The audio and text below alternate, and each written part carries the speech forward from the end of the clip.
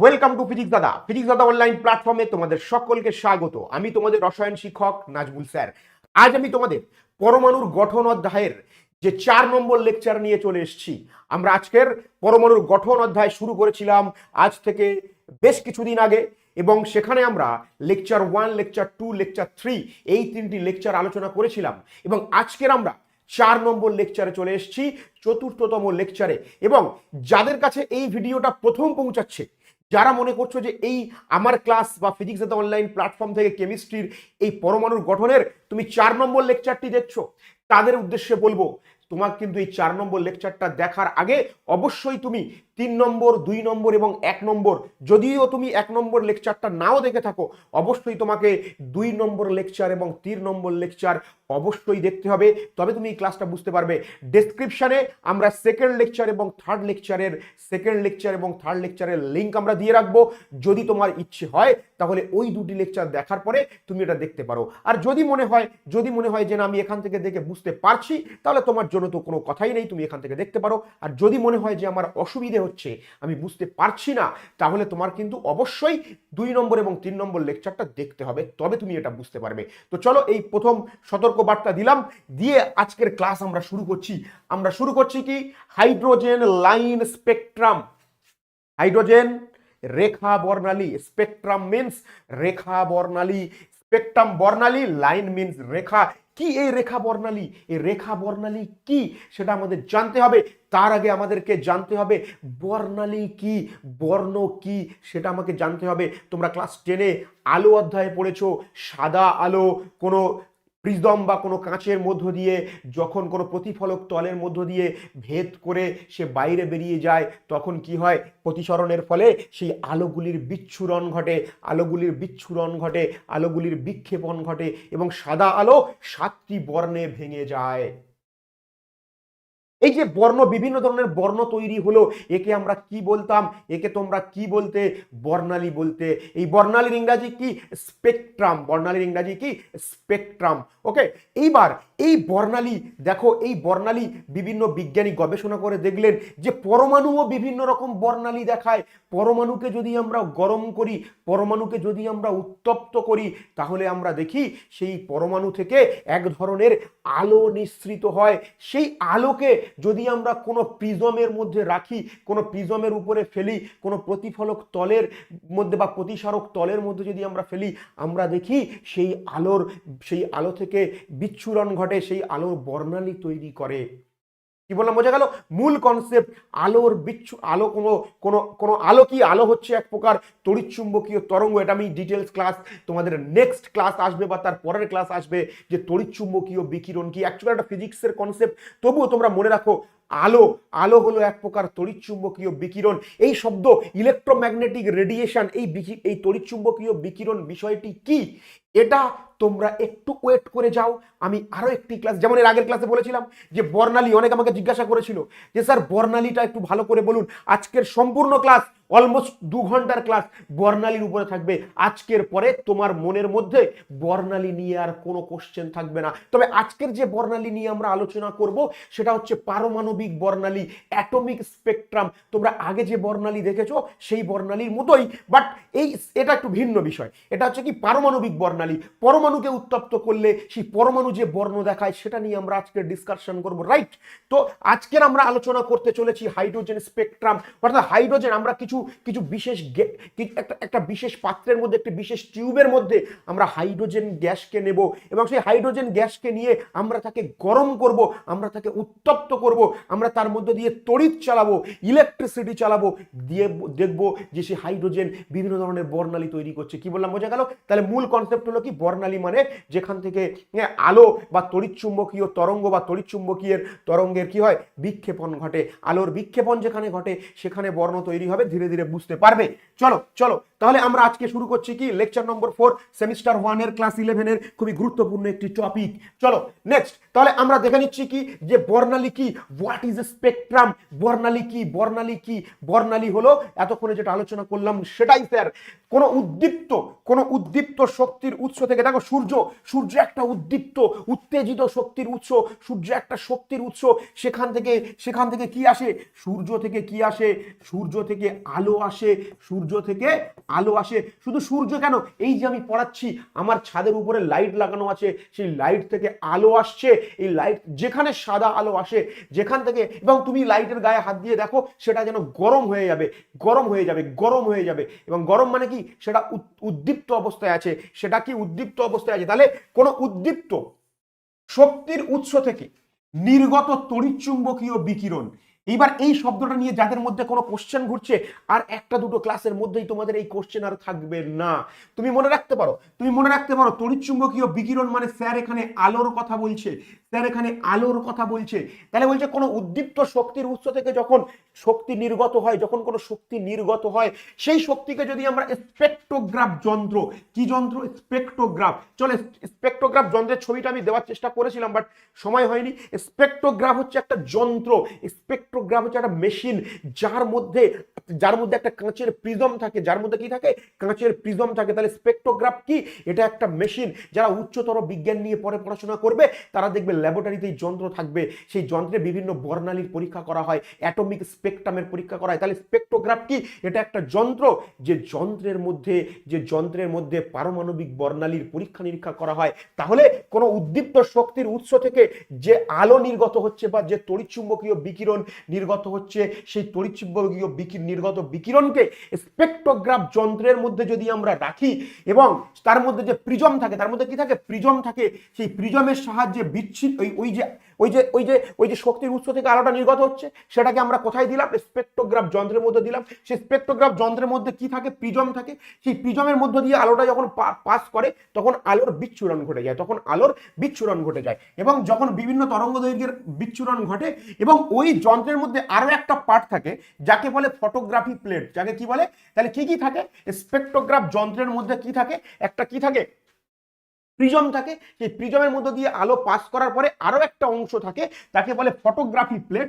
সেই ফটোগ্রাফি প্লেটের মধ্যে ওই প্রিজমের মধ্যে দিয়ে আলো বিচ্ছুরিত হয়ে, এইটা মনে করো প্রিজম, এখানে মনে করো ফটোগ্রাফি প্লেট, এখান থেকে যখন আলোটা গিয়ে প্রিজমের মধ্যে দিয়ে পাস করে ওই যন্ত্রের স্পেকট্রোগ্রাফ যন্ত্রের মধ্যে যখন লাইট গিয়ে যখন ওই ফটোগ্রাফি প্লেটের উপরে পড়ে, তখন বিভিন্ন ধরনের বর্ণ সৃষ্টি হয় এবং একটা পটি সৃষ্টি করে। পটি মানে জানো, তোমরা ক্লাস 10-এ পড়ে এসছো, বিভিন্ন ধরনের পটি মানে অংশ বলতে পারি আমরা, বিভিন্ন ধরনের বর্ণ ওই ফটোগ্রাফি প্লেটে দেখা যায়। এই সমস্ত বর্ণগুলিকে একসঙ্গে বলা হয় কি, স্পেকট্রাম। সেই সমস্ত বর্ণগুলিকে একসঙ্গে কি বলা হয়, স্পেকট্রাম বা বর্ণালী।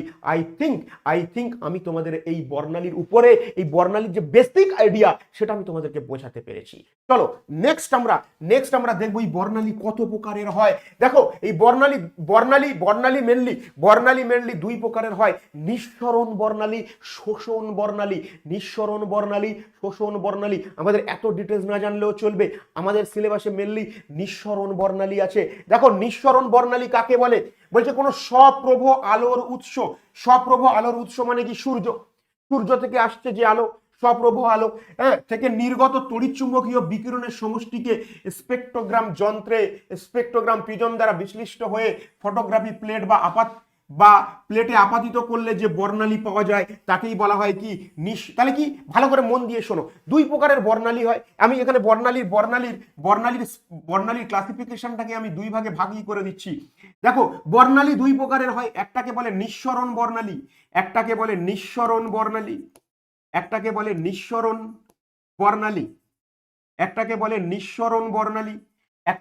শোষণ বর্ণালী। একটাকে বলে নিঃসরণ বর্ণালী আর একটাকে বলে শোষণ বর্ণালী। তাহলে বর্ণালী দুই প্রকারের হয়, এমিশন স্পেকট্রাম নিঃসরণ বর্ণালী, অ্যাডজর্পশন স্পেকট্রাম বা শোষণ বর্ণালী। দেখো দুটোর মধ্যে পার্থক্য কি স্যার, দুটোর মধ্যে পার্থক্য কি, যে সূর্য থেকে যে আলো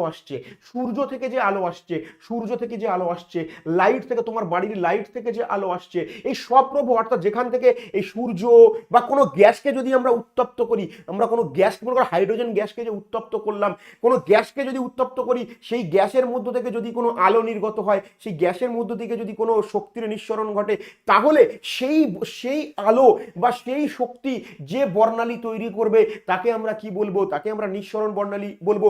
আর যদি কোনো কোনো কোনো স্বপ্রভ আলোর উৎস সেটা সরাসরি স্পেকট্রোগ্রাফ যন্ত্রের মধ্যে না দিয়ে আমরা যদি কোনো সলিউশনের মধ্য দিয়ে পাস করাই, ভালো করে শোনো বিষয়টা। নিঃসরণ বর্ণালী মানে কি? ডিরেক্ট ডিরেক্ট সূর্য থেকে আসছে আলো, টিউবলাইট থেকে আসছে আলো, বাল্ব থেকে আসছে আলো, যে কোনো আলোর উৎস থেকে আলো যদি এসে প্রিজমের মধ্য দিয়ে গিয়ে বিচ্ছুরণ ঘটে তাহলে তাকে আমরা বলবো শোষণ বর্ণালী। আর যদি ওই উৎস থেকে আসা আলো সে গ্যাস, উত্তপ্ত গ্যাস থেকে হোক, কোনো পরমাণু থেকে হোক, যদি আলো যদি আমরা কোনো সলিউশনের মধ্য দিয়ে পাস করাই, যদি কোনো সলিউশনের মধ্য দিয়ে পাস করাই, কোনো দ্রবণের মধ্য দিয়ে পাস করাই, তারপরে যদি স্পেকট্রোগ্রাফ যন্ত্রের মধ্য দিয়ে আমরা আলোটাকে ওই ওখান থেকে নির্গত বিকিরণকে তাহলে প্রিজমের মধ্যে দিয়ে ফটোগ্রাফি প্লেটে নির্গত করাই, তাহলে তাকে আমরা বলবো কি? তাহলে তাকে আমরা বলবো কি? শোষণ বর্ণালী।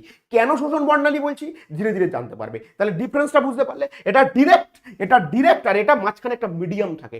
কেন একে শোষণ বর্ণালী বলছি একটু পরে বুঝতে পারবে। চলো ওয়েট করো, দেখো মন দিয়ে শোনো। এটা হচ্ছে শোষণ বর্ণালী, এটা হচ্ছে নিঃসরণ বর্ণালী, রাইট? দেখো এই এই এটা এটা উত্তেজিত উৎস, সেটা হতে পারে কোনো উত্তেজিত মানে কোনো গ্যাসকে আমি গরম করেছি, হতে পারে সূর্যের আলো, এভরিথিং। এখান থেকে আসছে একটা কি উত্তেজিত শক্তির উৎস আসছে। এসে এই যে বললাম প্রিজম, এটা মনে করো একটা ফটোগ্রাফি প্লেটের, এটা মনে করো একটি ফটোগ্রাফি প্লেটের অংশ, এটা মনে করো একটি ফটোগ্রাফি, এটা মনে করো একটি স্পেকট্রোগ্রাফ যন্ত্র। তাহলে এই আলো যখন আসছে এসে প্রিজমের মধ্য দিয়ে গিয়ে পর্দায় যে ফটোগ্রাফি প্লেট আছে যন্ত্রের মধ্যে, সেখানে গিয়ে যে বর্ণ সৃষ্টি করছে, সেখানে গিয়ে যে বর্ণ সৃষ্টি করছে তাকে আমরা কি বলছি? নিঃসরণ বর্ণালী। শোষণ বর্ণালীটা দেখো দুটো সিমিলার আছে, শুধুমাত্র মাঝখানে দেখো একটি শোষণকারী পদার্থ আছে, মাঝখানে দেখো একটি শোষণকারী পদার্থ আছে। এবং এই শোষণকারী পদার্থ থাকার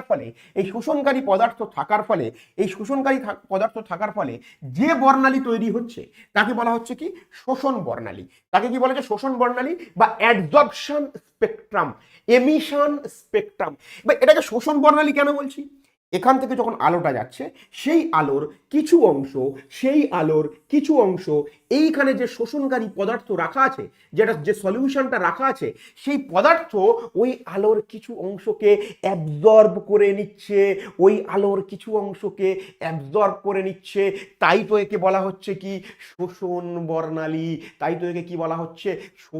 বর্ণালী। আর এখানে যেহেতু কোনো শোষণকারী কোনো পদার্থ নেই, ডিরেক্ট নির্গত হয়ে যাচ্ছে, তাই তো একে বলা হচ্ছে কি?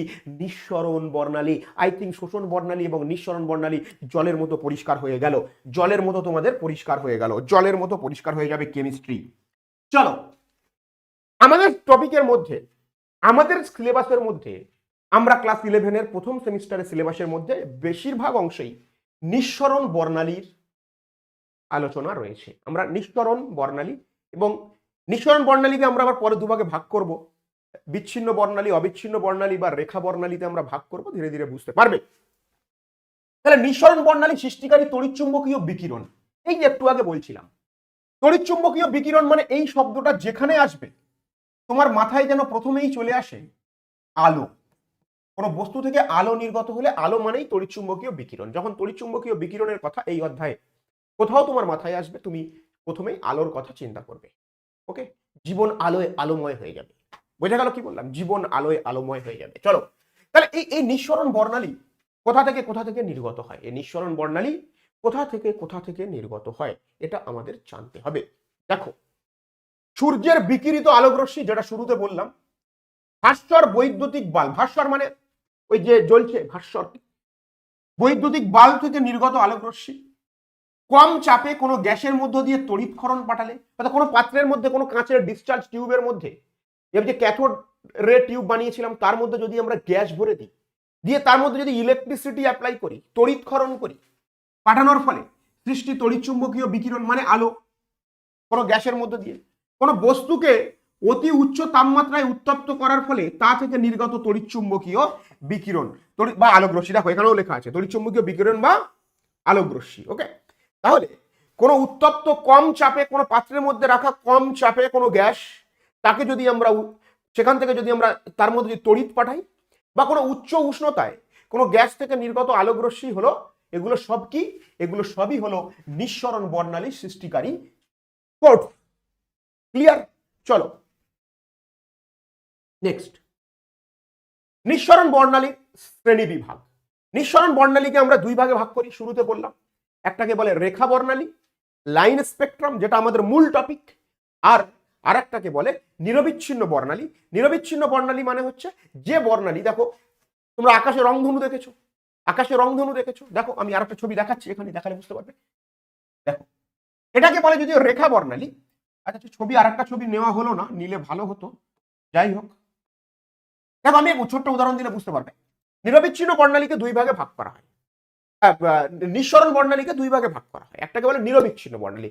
যদি বর্ষাকালের আকাশে বৃষ্টির পরে ছাদের উপরে উঠে একবার যদি আকাশের দিকে দেখো, তখন যদি তোমার কপালে থাকে, তুমি দেখতে পাবে আকাশের কোথাও না কোথাও দেখবে একটা রংধনু দেখা যাচ্ছে বা রামধনু দেখা যাচ্ছে, যেখানে 7টা বর্ণ পরপর পরপর অসম্ভব সুন্দর একটা পরিবেশ তোমার চোখের সামনে তৈরি হলো। দেখে তোমার কবিতা লিখতে ইচ্ছে হবে, রংধনুর কথা মনে হবে, হ্যাঁ রংধনুর কথা মনে হবে, রংধনু বা রামধনুর কথা মনে হবে। কি বললাম? বিজ্ঞান ছিল যাদের কাছে ভীষণ কঠিন, বিজ্ঞান ছিল যাদের কাছে ভীষণ কঠিন, আর ভয় নয়। বিজ্ঞান ছিল যাদের কাছে ভীষণ কঠিন, আর ভয় নয়। জীবন হবে, জীবন হবে রংধনুর মতো রঙিন, জীবন হবে রংধনুর মতো রঙিন, অথবা হাইড্রোজেনের রেখা বর্ণালীর মতো জীবন হবে রঙিন, হাইড্রোজেনের রেখা বর্ণালীর মতো জীবন হবে রঙিন। তাহলে নিরবিচ্ছিন্ন বর্ণালী অর্থাৎ যদি এই যে 7টা রং আমরা জানি, এই যে 7টা রং, কিছুদিন আগে তোমরা রং খেললে, বিভিন্ন রং খেললে তোমরা, তোমাদের শরীরে দেখবে রঙে রঙিন হয়ে গেছে এবং শরীরের প্রত্যেকটা অংশে দেখো রং ভরে গেছে। অর্থাৎ দেখা যাচ্ছে 7টা রঙই পরপর পরপর তোমার শরীরে ভরে গেছে, রংগুলোর মধ্যে কোনো বিচ্ছেদ নেই। অর্থাৎ যদি পরপর পরপর 7টা রং দেখা যায়, যদি পরপর পরপর 7টা রং দেখা যায়, বেনিয়াসো কলা ভিবজিয়র প্রত্যেকটা রং যদি পরপর দেখা যায়, তাকে আমরা বলবো কি নিরবিচ্ছিন্ন বর্ণালী। আর যদি প্রত্যেকটা বর্ণের মাঝে কালো কালো স্পট দেখা যায়, কালো কালো দাগ দেখা যায়, তাকে আমরা কি বলবো? তাকে আমরা বলবো নিরবিচ্ছ রেখা বর্ণালী। যেমন দেখো এইটা হলো রেখা বর্ণালী, এই বর্ণগুলোর মাঝে দেখো কালো কালো একটা গ্যাপ আছে, দেখতে পাচ্ছ? এগুলো এই যে কালো কালো বর্ণ, এগুলো কালো কালো বর্ণ দেখতে পাচ্ছ। অর্থাৎ যদি কোনো কালারের মাঝখানে, যদি কোনো বর্ণের মাঝখানে কালো কালো স্পট থাকে, দাগ থাকে, তাহলে আমরা তাকে বলবো কি?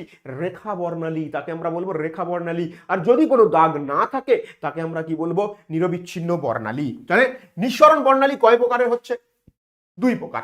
সূর্য বা ভাস্কর বা বৈদ্যুতিক বাতি অতি উচ্চ তাপমাত্রায় উত্তপ্ত বস্তু থেকে নিঃসৃত সাদা আলোক রশ্মি স্পেকট্রোগ্রাফ প্রিজম দ্বারা বিচ্ছুরিত হয়ে যে বর্ণালী সৃষ্টি করে, তাকে নিরবিচ্ছিন্ন বর্ণালী বলে। এবং মনে রাখবে তোমরা এই বর্ণালীকে নিরবিচ্ছিন্ন বর্ণালী, দেখো দেখে অনেকটা একই রকম বলে মনে হচ্ছে, বাট মনে রাখার মূল বিষয় কি? কোনো কালো দাগ থাকবে না বর্ণালীর মাঝে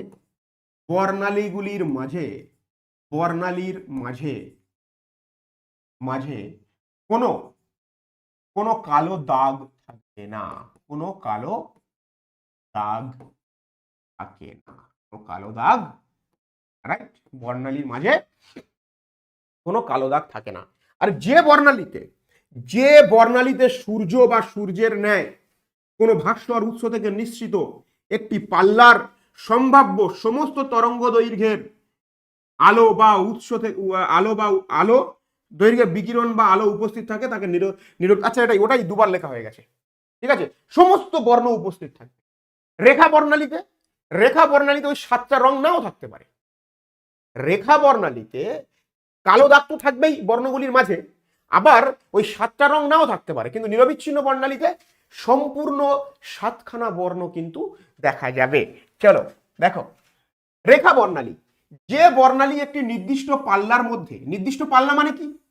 নির্দিষ্ট তরঙ্গ দৈর্ঘ্য। তোমরা নিশ্চয়ই পড়েছো যে লাল আলো তরঙ্গ দৈর্ঘ্য 6500 অ্যাংস্ট্রম, বোঝা গেল? ধীরে ধীরে তারপর একটা নির্দিষ্ট আলোর নির্দিষ্ট তরঙ্গ দৈর্ঘ্যের মধ্যে বর্ণগুলো দেখা যায়। যারা তোমরা ক্লাস 10-এ আলো চ্যাপ্টার পড়েছো জানো, সেটাকে পাল্লা বলে। ওই যে তরঙ্গ দৈর্ঘ্যের রেঞ্জ, যে 4000 থেকে 8000 অ্যাংস্ট্রমের মধ্যে হলে কালারফুল বর্ণ আমরা দেখতে পাই। কোনো আলো থেকেই তো বর্ণ তৈরি হয়। সেই আলো যখন বিচ্ছুরিত হয়ে যাচ্ছে, বিচ্ছুরণ হওয়ার পরে যে আলোর বিক্ষিপণ ঘটছে, সেই বিক্ষিপ্ত আলোর তরঙ্গ দৈর্ঘ্য, বিক্ষিপ্ত আলোর ধরো আলো এলো, প্রিজমের মধ্যে পড়লো, আলো বিচ্ছুরিত হয়ে বেরিয়ে চলে গেল। যখন ওই আলোটা বেরিয়ে যাচ্ছে, ওই আলো বেরিয়ে যাওয়ার সময় যে বেরিয়ে গেল বিক্ষেপণের পরে, তার তরঙ্গ দৈর্ঘ্য যদি 4000 থেকে 8000 অ্যাংস্ট্রমের মধ্যে হয়, তাহলে তাকে আমরা কি বলবো, মানে দৃশ্যমান আলো। তাহলে তার মানে কি, আলোর চোখে আমরা দেখতে পাবো কিনা সেটা ডিপেন্ড করছে কি, তার তরঙ্গ দৈর্ঘ্যের উপরে। এবার অনেকে ভাবছো যে স্যার আমি তো জানি না এটা যে কত তরঙ্গ দৈর্ঘ্য হলে দৃশ্যমান হয়, এটা তোমার ক্লাস 10-এ ছিল, পড়ে আসা দরকার ছিল। যদি না জানো আজ জেনে নাও যে আলোর তরঙ্গ দৈর্ঘ্য, যে সমস্ত আলোর তরঙ্গ দৈর্ঘ্য 4000 থেকে 8000 অ্যাংস্ট্রমের মধ্যে হয়, তারা দৃশ্যমান আলো। তাহলে রেখা বর্ণালীতে কিন্তু যেটা বলছিলাম, রেখা বর্ণালীতে কি হলো, যে বর্ণালী একটি নির্দিষ্ট পাল্লার মধ্যে কতকগুলি নির্দিষ্ট তরঙ্গ দৈর্ঘ্যের রঙিন আলোর রেখার সমন্বয়ে গঠিত এবং আলোক রেখাগুলির অন্ধকার স্থান দ্বারা আলাদা থাকে। অন্ধকার স্থান মানে যেটা আমি বলছিলাম কালো, যেটাকে আমি বলছিলাম কি কালো, সেই তো জগতের আলো, কালো সেই তো জগতের আলো। কালোকে এখানে কি বলছে, কালো না বলে, কালো শব্দটা কেমন একটা বাজে শব্দ, কালো, বাট কালো জগতের আলো, সেই কালো না বলে কি বলছে এখানে, অন্ধকার স্থান। অর্থাৎ যদি বর্ণালীগুলো, স্পেকট্রামগুলো, বর্ণগুলো যদি কোনো অন্ধকার স্থান দ্বারা পৃথক থাকে, যদি কোনো অন্ধকার স্থান দ্বারা পৃথক থাকে বা কোনো কালো স্থান দ্বারা পৃথক থাকে, তাহলে আমরা তাকে কি বলবো, রেখা বর্ণালী, নিরবিচ্ছিন্ন বর্ণালী, কোনো কালো স্থান দ্বারা পৃথক থাকবে না। কি বললাম, বোঝা গেল? চলো, আর যদি বলো যে কেন কালো দাগটা হচ্ছে, ওই যে একটা সলিউশন রাখা হচ্ছে, যার ফলে ওখানে কি হচ্ছে যে কিছুটা আলো শোষণ করে নিচ্ছে, এটাও এরকম ভাবে ভাবতে পারো। যাই হোক, তোমরা এত বেশি ডিটেলস আমাদের নেই, তোমরা এইটুকু জানবে যে কালো যদি দাগ থাকে বর্ণের মাঝখানে, কালো যদি দাগ থাকে বর্ণের মাঝখানে, তাহলে সেগুলোকে আমরা বলবো রেখা বর্ণালী। আর যদি কালো দাগ না থাকে, সবগুলো বর্ণ পর দেখা যায়, তাহলে আমরা তাকে কি বলবো, নিরবিচ্ছিন্ন বর্ণালী। রেখা বর্ণালীর উৎপত্তির ব্যাখ্যা, যে আমাদের মেনলি সিলেবাসের মধ্যে কিন্তু এটা আমাদের শুরু হলো রেখা বর্ণালী। আমরা এই রেখা বর্ণালী নিয়েই কিন্তু ভেরি ভেরি ইম্পর্টেন্ট, আমরা এই রেখা বর্ণালী নিয়েই আলোচনা করব। আমাদের ডিসকাশনের বিষয় হলো রেখা বর্ণালী। রেখা বর্ণালীর উৎপত্তির কারণ কি, রেখা বর্ণালীর উৎপত্তির কারণ কি, শুরুতেই বারবার বলছিলাম একই কথা, অল্প চাপে রক্ষিত কোনো গ্যাস বা রাসায়নিক পদার্থের বাষ্পকে উত্তপ্ত করলে এই রঙিন আলো রেখাগুলি পরস্পরের অন্ধকার স্থান দ্বারা বিচ্ছিন্ন থাকে, এবং এই ধরনের বর্ণালীকে রেখা বর্ণালী বা বিচ্ছিন্ন বর্ণালী বলে। এটাই আর কি, ব্যাখ্যা তেমন কিছু নেই, ওইটাই যে কালো স্থান দ্বারা পৃথক। আমরা দেখতে পাচ্ছি যে এগুলো এক্সপেরিমেন্টাল, যে মেনলি এটা এক্সপেরিমেন্ট করা হয়েছিল হাইড্রোজেন গ্যাসকে নিয়ে, হাইড্রোজেন গ্যাসকে একটা কাঁচের টিউবের মধ্যে নেওয়া হয়েছিল, ডিসচার্জ টিউবে নিয়ে সেখানে তড়িৎক্ষরণ ঘটানো হয়েছিল, এবং তড়িৎক্ষরণ ঘটিয়ে যখন দেখা গেল ওই হাইড্রোজেন থেকে যে একটা আলো নির্গত হচ্ছে, একটা রশ্মি নির্গত হচ্ছে উত্তেজিত হাইড্রোজেন গ্যাস থেকে, এবং ওই গ্যাসকে যখন স্পেকট্রোগ্রাফ যন্ত্রের মধ্যে রাখা হলো না, এই ধরনের রেখা বর্ণালী অর্থাৎ বিভিন্ন বর্ণালীর মাঝে কালো কালো দাগ দেখা গেল। এগুলো হচ্ছে এক্সপেরিমেন্ট, ল্যাবরেটরিতে করে দেখা গেছে যে এই ধরনের বর্ণালী তৈরি হয়েছে। বিজ্ঞানীরা একে বললেন কি, রেখা বর্ণালী। রেখা বর্ণালী। চলো, রেখা বর্ণালী দ্বারা মৌলের শনাক্তকরণ, চলো এটা করতে লাগবে না, আমরা সরাসরি চলে যাচ্ছি হাইড্রোজেন নিঃসরণ রেখা বর্ণালী। এখান থেকে শুরু হচ্ছে আমাদের আসল গল্প। এতক্ষণে যে ইন্ট্রোডাকশন ছিল, এতক্ষণে আমি বর্ণালীর ইন্ট্রোডাকশন করলাম। আমাদের পরীক্ষায় এখান থেকে প্রশ্ন আসবেই, হাইড্রোজেন রেখা বর্ণালী থেকে কিন্তু অবশ্যই কোশ্চেন আসবে। কি বললাম শুরুতে, যে এরকম একটি কাঁচের ডিসচার্জ টিউব নেওয়া হয়েছিল, নিয়ে এখানে তড়িৎক্ষরণ ঘটানো হয়েছিল, ইলেকট্রিসিটি পাঠানো হয়েছিল, এবং এর মধ্যে প্রচুর পরিমাণে হাইড্রোজেন গ্যাস রাখা হলো, এবং ইলেকট্রিসিটি পাঠানোর পরে, তড়িৎ পাঠানোর পরে দেখা গেল যে এই হাইড্রোজেন গ্যাসগুলি প্রথমত বিয়োজিত হয়ে হাইড্রোজেন পরমাণুতে পরিণত হলো। দেখো, গরম করলে কি হবে, হাইড্রোজেনের বন্ড ভেঙে যাবে। যদি আমরা ইলেকট্রিসিটি পাঠাই, তড়িৎ পাঠাই, তোমরা পড়েছো জুলের সূত্র ক্লাস 10-এ, যে যত বেশি তড়িৎ যাবে উত্তপ্ত হবে তত বেশি। তাহলে উচ্চমানের কারেন্ট পাঠালে দেখা গেল যে হাইড্রোজেন গ্যাসের এই যে বন্ড সেটা বিয়োজিত হয়ে গেল, বিয়োজিত হয়ে গিয়ে কি উৎপন্ন করলো, H প্লাস, যাই হোক উত্তপ্ত হয়ে গেল, বিয়োজিত হয়ে আয়নে পরিণত হলো, এবং এই যে H প্লাস হলো মানে কি, হাইড্রোজেনের মধ্যে থাকা ইলেকট্রনগুলি বাইরে বেরিয়ে যাচ্ছে, এবং সে গল্প পরে, এবং দেখা গেল এই উত্তপ্ত হওয়ার পরে হাইড্রোজেনগুলো আয়নে পরিণত হলো, আয়োনাইজড হয়ে গেল, এবং আয়োনাইজড হয়ে যাওয়ার পরে দেখা গেল যে এই হাইড্রোজেন গ্যাসের মধ্যে, এগুলো এক্সপেরিমেন্ট, আবারও বলছি এক্সপেরিমেন্ট, দেখা গেল হাইড্রোজেন গ্যাসের মধ্যে থেকে এক প্রকার রশ্মি নির্গত হচ্ছে, এক প্রকার লাইট নির্গত হচ্ছে।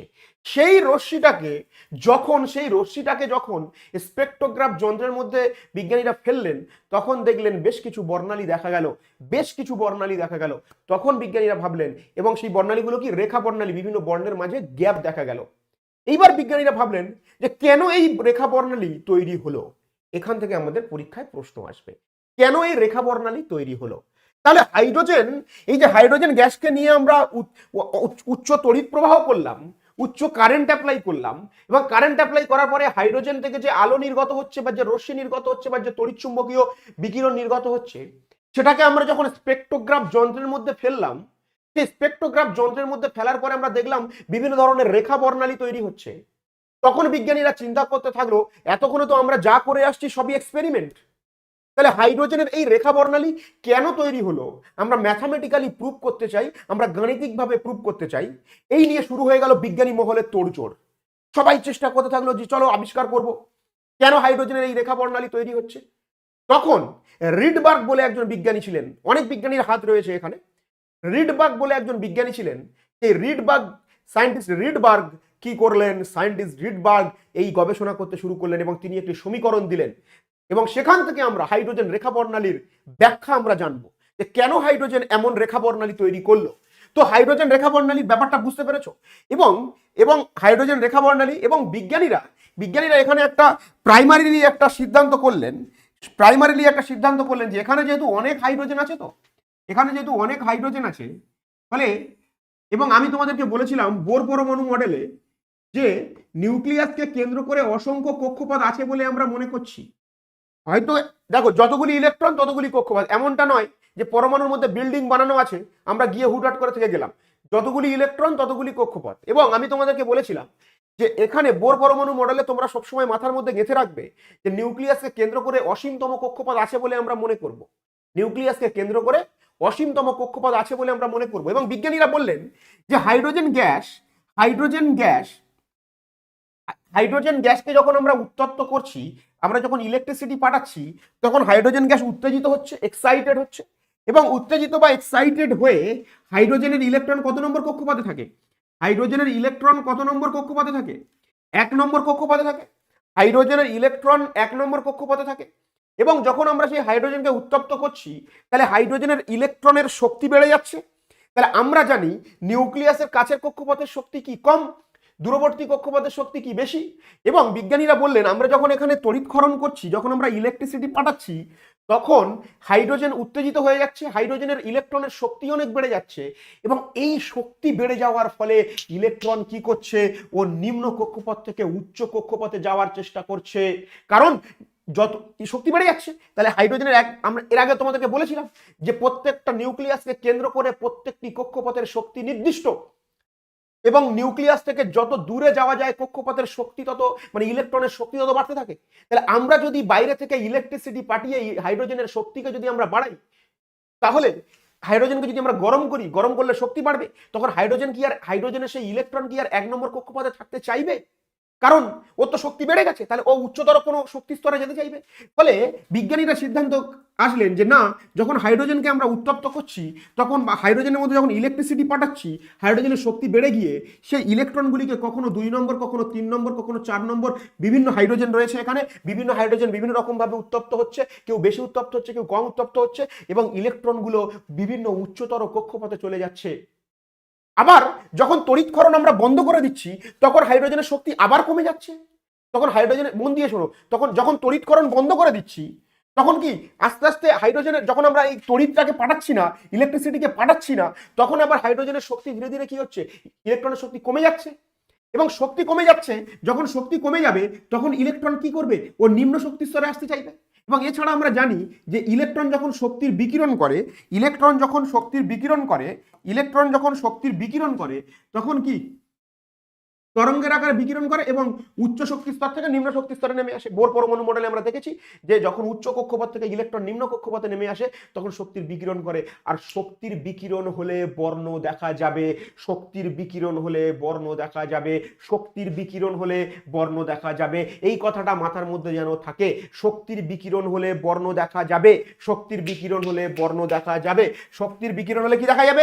বর্ণ দেখা যাবে। শক্তির বিকিরণ কখন হবে? যখন উচ্চ শক্তি স্তর থেকে ইলেকট্রন নিম্ন শক্তি স্তরে নেমে আসবে। যখন উচ্চ শক্তি স্তর থেকে ইলেকট্রন নিম্ন শক্তি স্তরে নেমে আসবে তখনই শক্তির বিকিরণ করবে। বোর পরমাণু মডেলে পড়িয়েছিলাম, কারণ নিম্ন কক্ষপথের শক্তি নিউক্লিয়াসের কাছের কক্ষপথের শক্তি কি নিম্ন কম।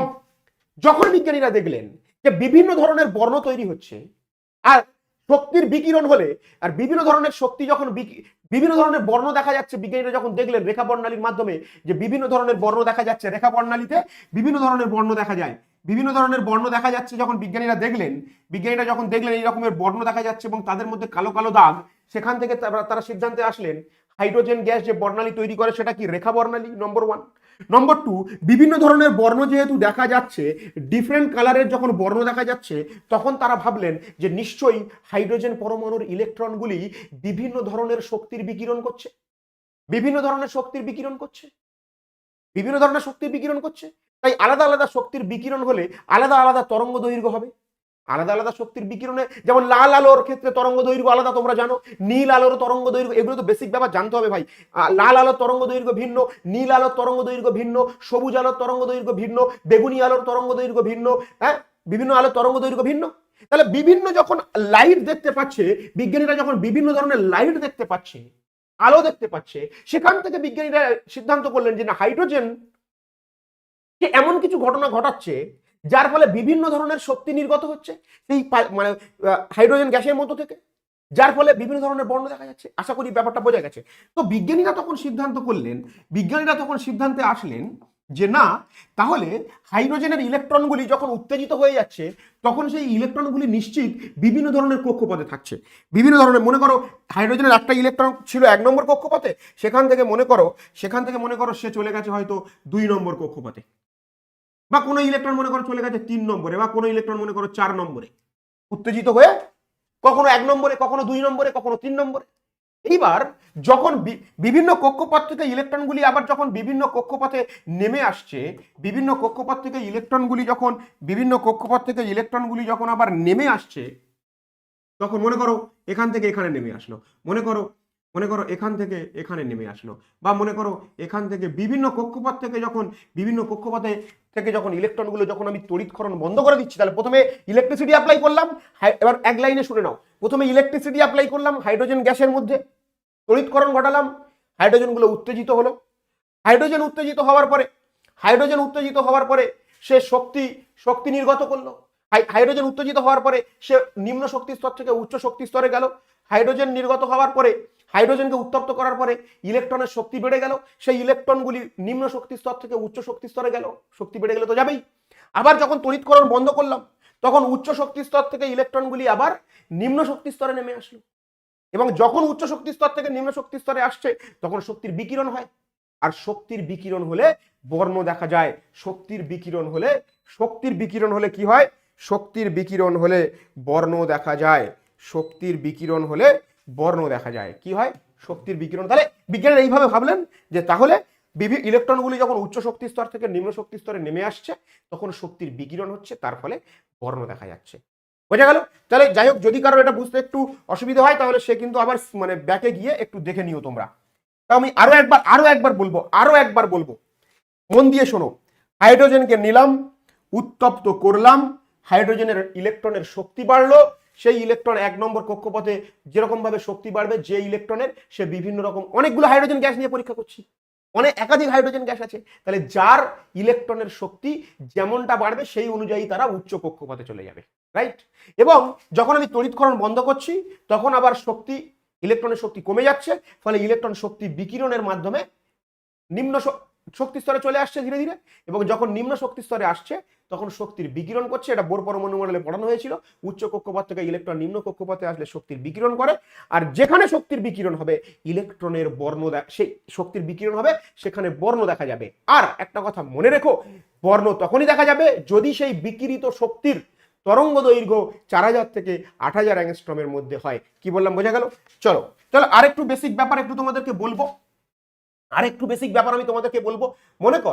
মনে করো এই নিউক্লিয়াস, এটা মনে করো 1 নম্বর কক্ষপথ, আর এটা মনে করো 3 নম্বর কক্ষপথ। মনে করো 3 নম্বর কক্ষপথ থেকে ইলেকট্রন কে 1 নম্বর কক্ষপথে আসছে, তাহলে 3 নম্বর কক্ষপথের শক্তি বেশি, 1 নম্বর কক্ষপথের শক্তি কম। তাহলে সে যদি 3 নম্বর থেকে 1 নম্বরে আসে তাহলে শক্তি বিকিরণ করতে হবে তাকে, এবং বিকিরণটা কিসের আকারে হয় এইটুকু তোমাকে ভাই মনে রাখতে হবে, তরঙ্গের আকারে হয়। কি বললাম, বোঝা গেল? বিকিরণ কিসের আকারে হয়? ইলেকট্রন যখন একটা কক্ষপথ থেকে আরেকটা কক্ষপথে নেমে আসে তখন শক্তির বিকিরণ কিসের আকারে হয়? তরঙ্গের আকারে হয়। এবং এই তরঙ্গের আকারে হলে একটা তরঙ্গ শীর্ষ পাবো। এগুলো তোমাকে মনে রাখতে হবে যে শক্তির বিকিরণ তরঙ্গের আকারে হয়। এই পয়েন্টটা মাথায় ঢুকিয়ে নাও, একদম মাথা খুলি তুলে গেঁথে নাও। ইলেকট্রন যখন শক্তি নির্গত করে সেই শক্তি তরঙ্গের আকারে নির্গত, এবং এই তরঙ্গের যে শীর্ষগুলির মধ্যে দূরত্বকে বলা হয় তরঙ্গ দৈর্ঘ্য। তরঙ্গের শীর্ষের মধ্যে দূরত্বকে বলে তরঙ্গ দৈর্ঘ্য। এবং আমি তোমাদেরকে এর আগে বলেছিলাম, এবং এই কোন বিকিরণ যদি তরঙ্গের আকারে হয় তার কি কি থাকে? তরঙ্গের আকারে যদি কোনো বিকিরণ, কোনো শক্তি যদি তরঙ্গের আকারে বিকিরিত হয় তার কি কি বৈশিষ্ট্য থাকে? 1 নম্বর, তার কম্পাঙ্ক থাকে। কি থাকে? তার কম্পাঙ্ক থাকে, তাকে নিউ চিহ্ন দ্বারা প্রকাশ করা হয়। 2 নম্বর, তার একটা বেগ থাকে, ওই বিকিরণের একটা বেগ থাকে, তাকে আমরা এখানে সি দ্বারা প্রকাশ করবো। যেহেতু আমরা সবসময় এখানে আলোর সাথে কম্পেয়ার করছি, সি মানে ভেলোসিটি অফ লাইট। একটা বেগ থাকবে, যখন তরঙ্গটা নির্গত হচ্ছে একটা তো মুভ করতে করতে নির্গত হচ্ছে না, একটা বেগ থাকবে। 3 নম্বর,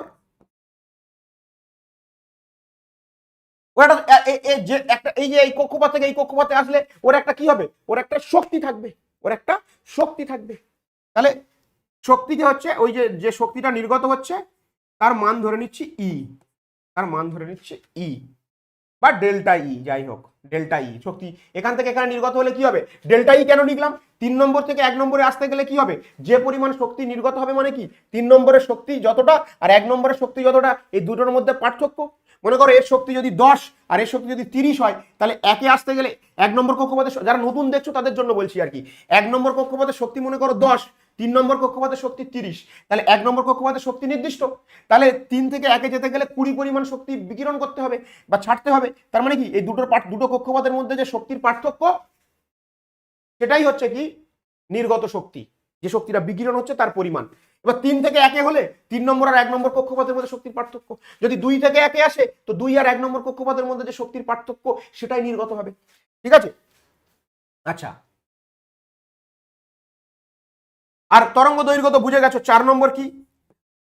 তরঙ্গ দৈর্ঘ্য। এখানে কয়েকটা ছোট ছোট কথা বলে আমি রিডবার্গ সমীকরণে যাব। দেখো, তোমাদেরকে আমি বলেছিলাম যে শক্তিটা নির্গত হচ্ছে, সেই শক্তি একটা কক্ষপথ থেকে আরেকটা কক্ষপথে যখন ইলেকট্রন যাচ্ছে এবং শক্তি যখন নির্গত হচ্ছে সেই শক্তি তার কম্পাঙ্কের সাথে সমানুপাতিক। তাহলে আমরা এখানে বলতে পারবো কি delta U proportional to new, এবং ডেল্টা ই এই প্রপোর্শনাল চিহ্ন তুলে দিয়ে একটা ধ্রুবক আনি আমরা কি এইচ নিউ।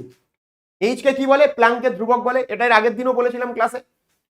চলো আর একটা তোমরা জানবে যে কম্পাঙ্ক সমান, তোমরা ক্লাস 9-10 পড়ে এসছো যে কোন একটা তরঙ্গের কম্পাঙ্ক সমান বেগ বাই তরঙ্গ দৈর্ঘ্য।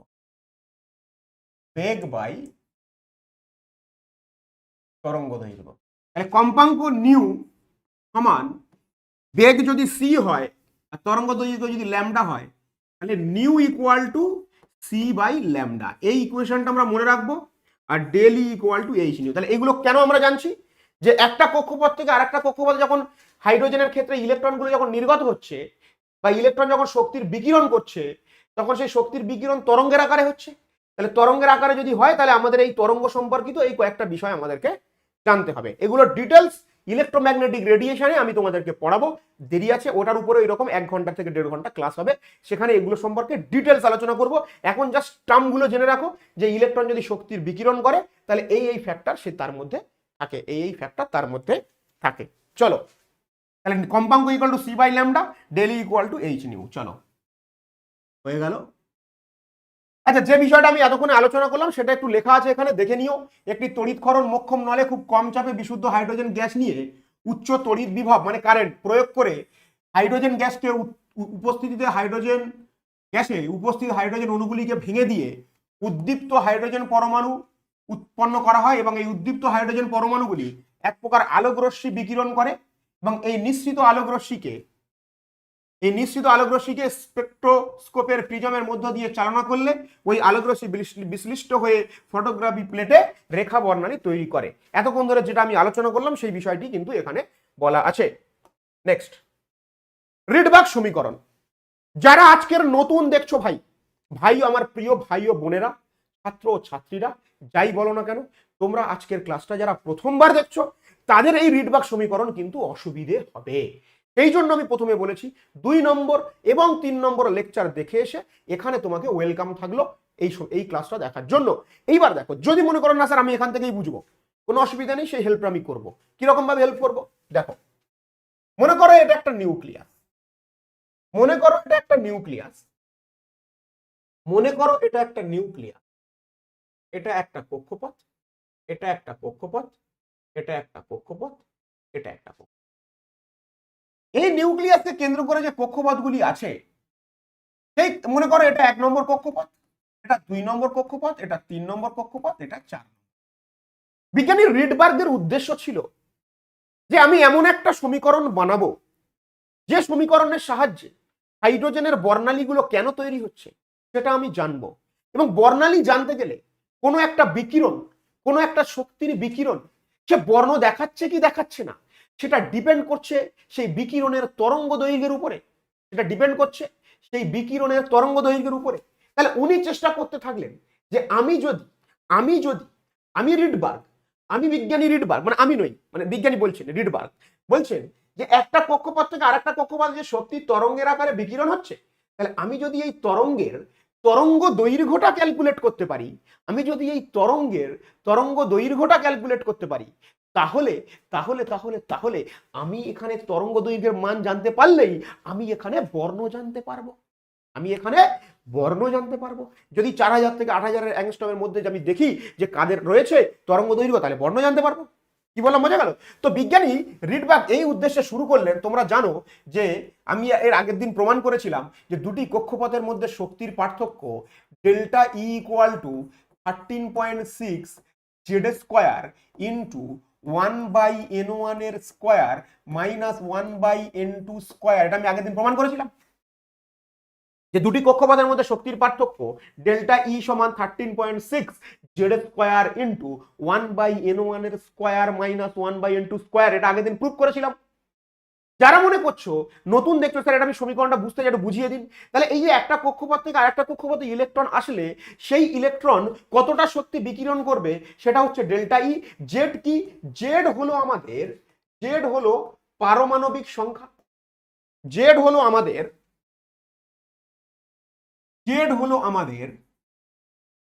পারমাণবিক সংখ্যা। জেড কি? জেড হলো আমাদের পারমাণবিক সংখ্যা। n1 কি? n1 হলো নিম্ন কক্ষপথ। n1 লেখা আছে মানে এই নয় যে 1, নিম্ন কক্ষপথ। n2 কি? n2 হলো উচ্চ কক্ষপথ। n1 কি? নিম্ন কক্ষপথ, n2 হলো উচ্চ কক্ষপথ। অর্থাৎ মনে করো কোনো একটি ইলেকট্রন যদি 3 থেকে 4 নম্বরে আসে, 4 থেকে যদি 3 নম্বরে আসে তাহলে n1 এর জায়গায় 3, n2 এর জায়গায় 4। যদি 3 থেকে 2 এ আসে তাহলে n1 এর জায়গায় 2, n2 এর জায়গায় 3। অর্থাৎ তোমাকে বলে দেবে যে কত নম্বর কক্ষপথ থেকে কত নম্বর কক্ষপথে গেলে কি পরিমাণ শক্তির বিকিরণ হবে সেটা। এইবার দেখো আমি তোমাদের আজ শেখালাম ডেল্টা ই সমান এইচ নিউ, আবার nu equal to c by lambda. তাহলে এখানে আমরা ডেল্টা ই এর জায়গায় যদি বসাই h nu equal to 13.6 Z square into 1/n1 এর স্কোয়ার মাইনাস 1/n2 এর স্কোয়ার। এইচ নিউ এর জায়গায় যদি আমি সি বাই ল্যামডা বসাই 13.6 জেড স্কোয়ার ইন্টু 1/n1 এর স্কোয়ার মাইনাস 1/n2 এর স্কোয়ার। লিখতে পারবো না?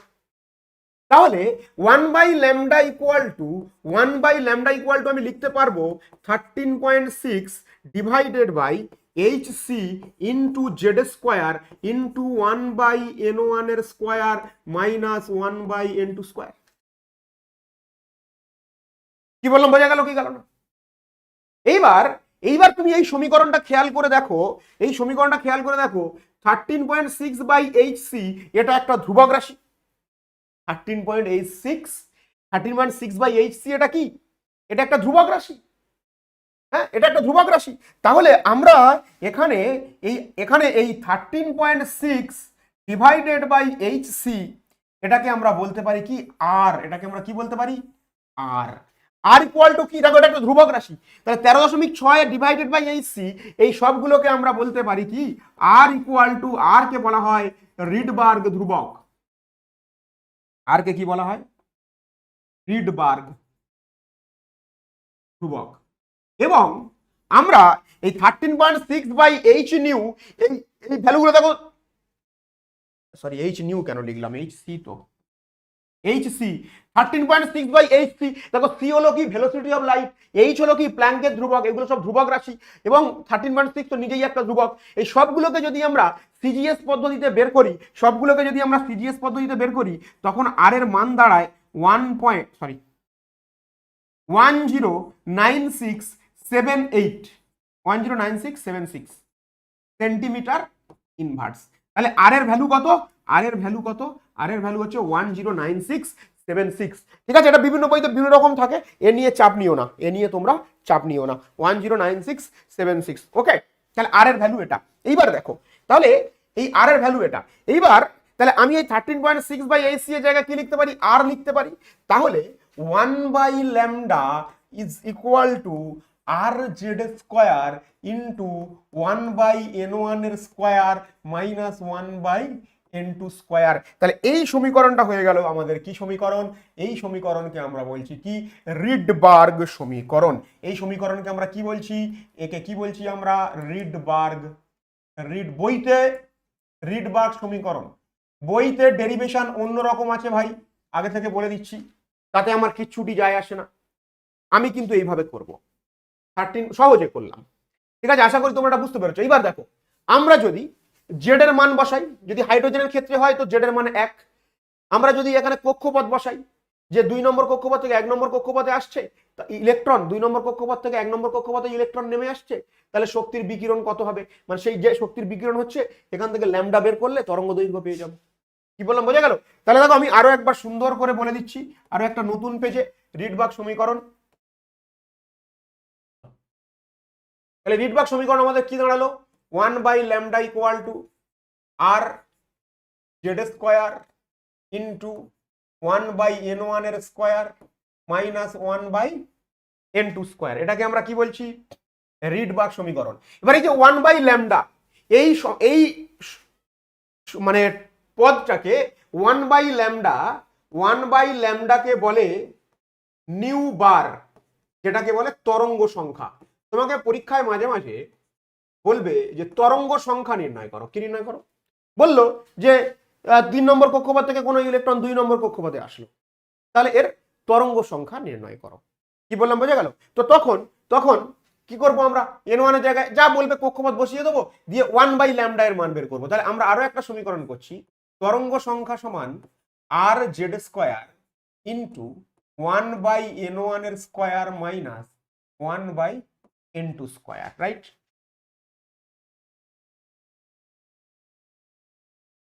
তাহলে এই দুটো সমীকরণ কি হয়ে যাচ্ছে আমাদের, এটা তরঙ্গ দৈর্ঘ্য বের করার আর এটা কি তরঙ্গ সংখ্যা বের করার, দুটোই রিডবার্গ সমীকরণ, দুটোই রিডবার্গ সমীকরণ। আশা করি রিডবার্গ সমীকরণ পর্যন্ত বুঝতে পেরেছো।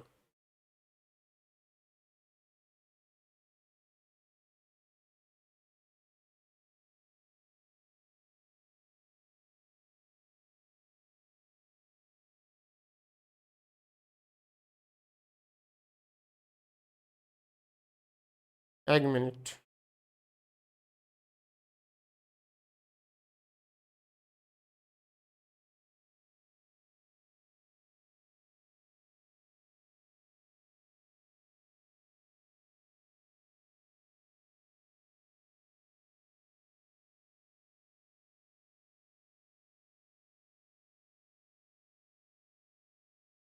চলো, তাহলে তাহলে নিশ্চয়ই ব্যাপারটা বুঝতে পেরেছো। আরো একবার ব্যাপারটা এখানে ডায়াগ্রামেটিক্যালি বলে দিই। মনে করো নিউক্লিয়াস, নিউক্লিয়াস ধরো এখান থেকে কোনো ইলেকট্রন এই কক্ষপথে আসলো, বা এইখান থেকে কোনো ইলেকট্রন এই কক্ষপথে আসলো, মনে করো এখান থেকে কোনো ইলেকট্রন এই কক্ষপথে আসলো। তাহলে এই বিভিন্ন কক্ষপথ থেকে ইলেকট্রন যখন বিভিন্ন কক্ষপথে নেমে আসছে, আমি বলেছিলাম যে ইলেকট্রন উত্তেজিত হয়ে বিভিন্ন ধরনের কক্ষপথে চলে যাচ্ছে, তারপর সেখান থেকে আবার তারা আগের কক্ষপথে নেমে আসার চেষ্টা করছে। তাহলে যখন কোনো উচ্চ কক্ষপথ থেকে ইলেকট্রন বিভিন্ন ধরনের কক্ষপথে নেমে আসে, তখন যে শক্তির বিকিরণ করে, সেই শক্তির বিকিরণের ফলে যে তরঙ্গ দৈর্ঘ্য তৈরি হয়, সেগুলো আমরা এই সূত্রের সাহায্যে নির্ণয় করবো। কিভাবে করবো ধীরে ধীরে বুঝতে পারবে। ওয়েট, চলো, লিম্যান সারি এটা কোথা থেকে এলো আবার? রিডবার্গ তো সমীকরণটা আবিষ্কার করেই দিলেন। এরপরে আরো 6 জন বিজ্ঞানী আছে, যে বিজ্ঞানীরা চেষ্টা করেছিলেন যে হাইড্রোজেনের রেখা বর্ণালীর বিভিন্ন রকম নাম দিয়েছিলেন। ধীরে ধীরে বুঝতে পারবে, একটু ওয়েট করো। দেখো, তাহলে লিম্যান সারি আমরা কাকে বলবো? বলা হচ্ছে এই মনে করো নিউক্লিয়াস,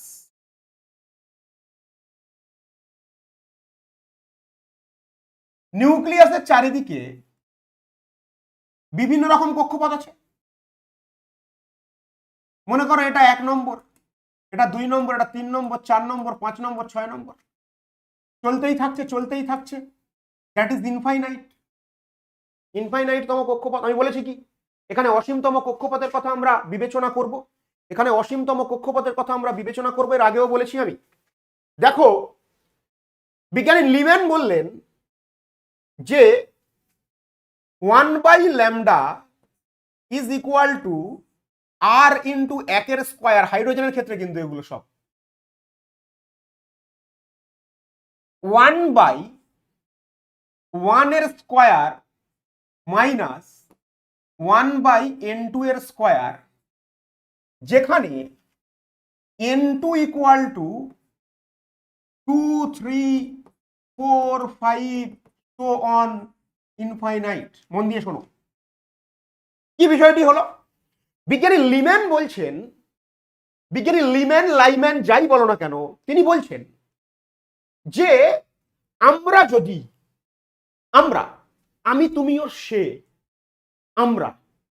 আমরা যদি n1 এর মানকে 1 রাখি, অর্থাৎ আমরা যদি এই রকম ভাবে পরীক্ষা করে দেখি যে ইলেকট্রনগুলি 2 নম্বর কক্ষপথ থেকে 1 নম্বর কক্ষপথে নেমে যদি আসে, ইলেকট্রনগুলি 3 নম্বর কক্ষপথ থেকে 1 নম্বর কক্ষপথে নেমে যদি আসে, ইলেকট্রনগুলি 4 নম্বর কক্ষপথ থেকে 1 নম্বর কক্ষপথে নেমে যদি আসে, ইলেকট্রনগুলি 5 নম্বর কক্ষপথ থেকে 1 নম্বর কক্ষপথে নেমে যদি আসে, ইলেকট্রনগুলি ইনফাইনাইটতম কক্ষপথ থেকে যদি নেমে 1 নম্বর কক্ষপথে আসে, তাহলে আমরা প্রত্যেকবারে যে শক্তির বিকিরণ পাবো এবং সেই শক্তির বিকিরণগুলির জন্য যে তরঙ্গ দৈর্ঘ্য পাবো, সেই তরঙ্গ দৈর্ঘ্যের যে একটা সিরিজ পাবো, আমরা যে সারি পাবো, তাকে আমরা বলবো লাইম্যান সারি, লিম্যান সিরিজ। আরো একবার বলছি, যদি আমরা এইভাবে ক্যালকুলেট করি যে লিম্যান সারির ক্ষেত্রে এই সূত্রে n1 এর মান কত হবে? 1। মূল কথা হলো এই রিডবার্গ সমীকরণের এই যে n1 এর ভ্যালু, এই n1 এর ভ্যালু যদি আমরা ফিক্সড করে দিই, 1 রাখি, n1 এর ভ্যালু যদি আমরা 1 রাখি, অর্থাৎ আমরা যদি মনে করি যে সমস্ত কক্ষপথ থেকে ইলেকট্রন কখনো না কখনো জীবনের, কখনো না কখনো হাইড্রোজেনের জীবনের, কখনো না কখনো সেই ইলেকট্রনগুলিতে সর্বদা যদি 1 নম্বর কক্ষপথে পাঠায়, মনে করো 2 থেকে 1 নম্বর কক্ষপথে কোনো ইলেকট্রন এলো, 3 থেকে 1 নম্বর কক্ষপথে কোনো ইলেকট্রন এলো, 4 নম্বর কক্ষপথ থেকে কোনো ইলেকট্রন 1 নম্বরে এলো, তাহলে যদি যে কোনো ইলেকট্রন যদি 1 নম্বর কক্ষপথে আসে, প্রতি ক্ষেত্রে আমরা যে ওয়েভলেন্থ বা তরঙ্গ দৈর্ঘ্য পাবো, সেইটাকে আমরা কি বলবো? লিম্যান সারি। কি বললাম বোঝা গেল? চলো তাহলে একটু আরো ডিটেলসে বুঝে নেওয়া যাক। তাহলে আমরা যদি বলি যে প্রথম লিম্যান সারির প্রথম সারি, লিম্যান সারির প্রথম সারি, মনে করলাম প্রথমটা কি? লিম্যান সারির প্রথম ট্রানজিশন, প্রথম অবতরণ 2 নম্বর কক্ষপথ থেকে, 2 নম্বর কক্ষপথ থেকে প্রথম অবতরণ, 2 নম্বর কক্ষপথ থেকে ইলেকট্রন 1 নম্বরে। তাহলে এটাই তো, কারণ লিম্যান সারির n1 এর মান 1 হবে, এটাই রুলস, বিজ্ঞানী লিম্যান বলে দিয়ে গেছেন। তাহলে n1 এর মান কত হবে 1 হবে। তাহলে আমি যদি বলি যে 2 নম্বর কক্ষপথ থেকে 1 নম্বর কক্ষপথে যদি ইলেকট্রন আসে তাহলে তার তরঙ্গ দৈর্ঘ্য কি হবে r ইন্টু 1/1 এর স্কোয়ার মাইনাস 1/2 স্কোয়ার। এবার 1, আচ্ছা এটা এটা অন্য অন্য সাইডে করি। তাহলে 1/λ equal to r into Z এর মান, এটা কার জন্য করছি আমরা হাইড্রোজেনের জন্য করছি, হাইড্রোজেন পরমাণুর জন্য, অণু নয় কিন্তু। এই পাত্রের মধ্যে হাইড্রোজেন গ্যাসগুলো বিয়োজিত হয়ে পরমাণুতে পরিণত হয়েছিল, আমরা পরমাণু নিয়ে আলোচনা করছি, তাই জেড এর মান 1 এর স্কয়ার। আচ্ছা এখানে যেহেতু আমরা হাইড্রোজেনের জন্য আলোচনা করছি, যেহেতু আমরা এখানে হাইড্রোজেনের জন্য আলোচনা করছি, 1/λ ইকুয়াল টু আর 1 এর স্কয়ার ইন্টু 1/1 এর স্কয়ার মাইনাস 1/2 স্কয়ার। তাহলে কি হয়ে যাচ্ছে 1/λ সমান r ইন্টু 1 মাইনাস 1/4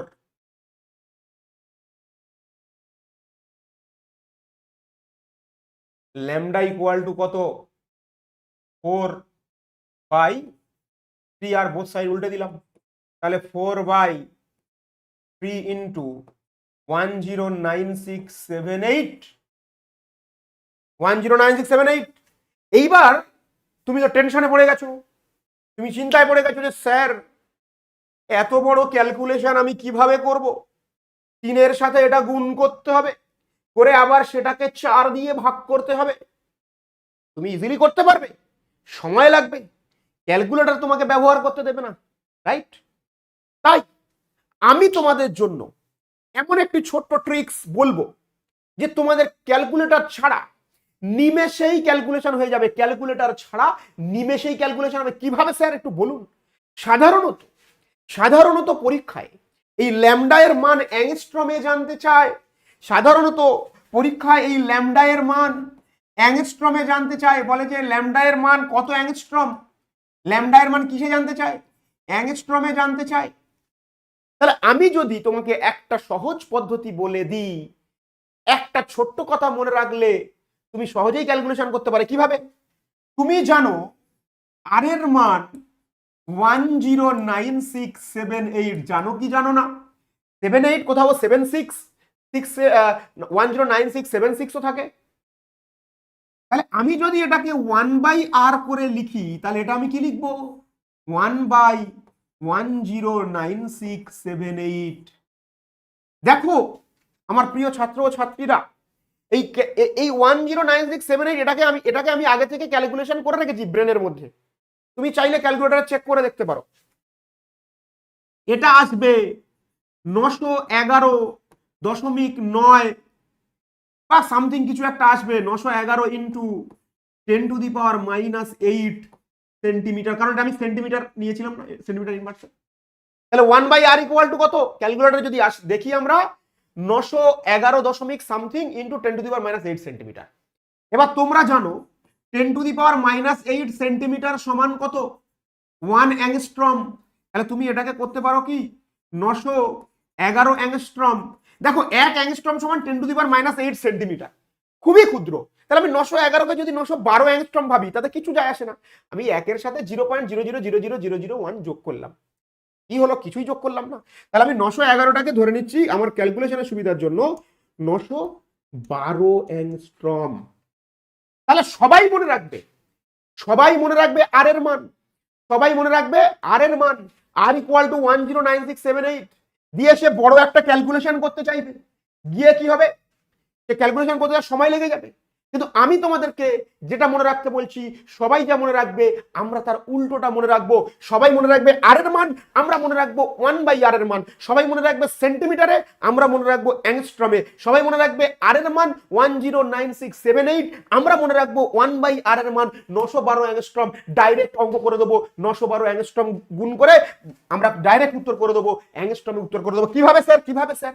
দেখো আমি এই ইকুয়েশনটাকে যদি এভাবে লিখি 4/3 ইন্টু 1/r যদি লিখতে পারি, তাহলে এর পরের ক্যালকুলেশন, তাহলে আমি এটাকে এভাবে লিখতে পারি 4/3 ইন্টু 912, 3 3 9, 3 4 12, 1216 অ্যাংস্ট্রম। পেয়ে গেলাম উত্তর। কিন্তু এটা বসিয়ে তোমাকে আগে সেন্টিমিটারে করতে হতো, তারপরে অ্যাংস্ট্রমে করতে হতো। তাই এমন একটি সহজ ট্রিক্স আমি তোমাদেরকে বলে দিলাম, যার ফলে তোমরা সহজেই করতে পারবে।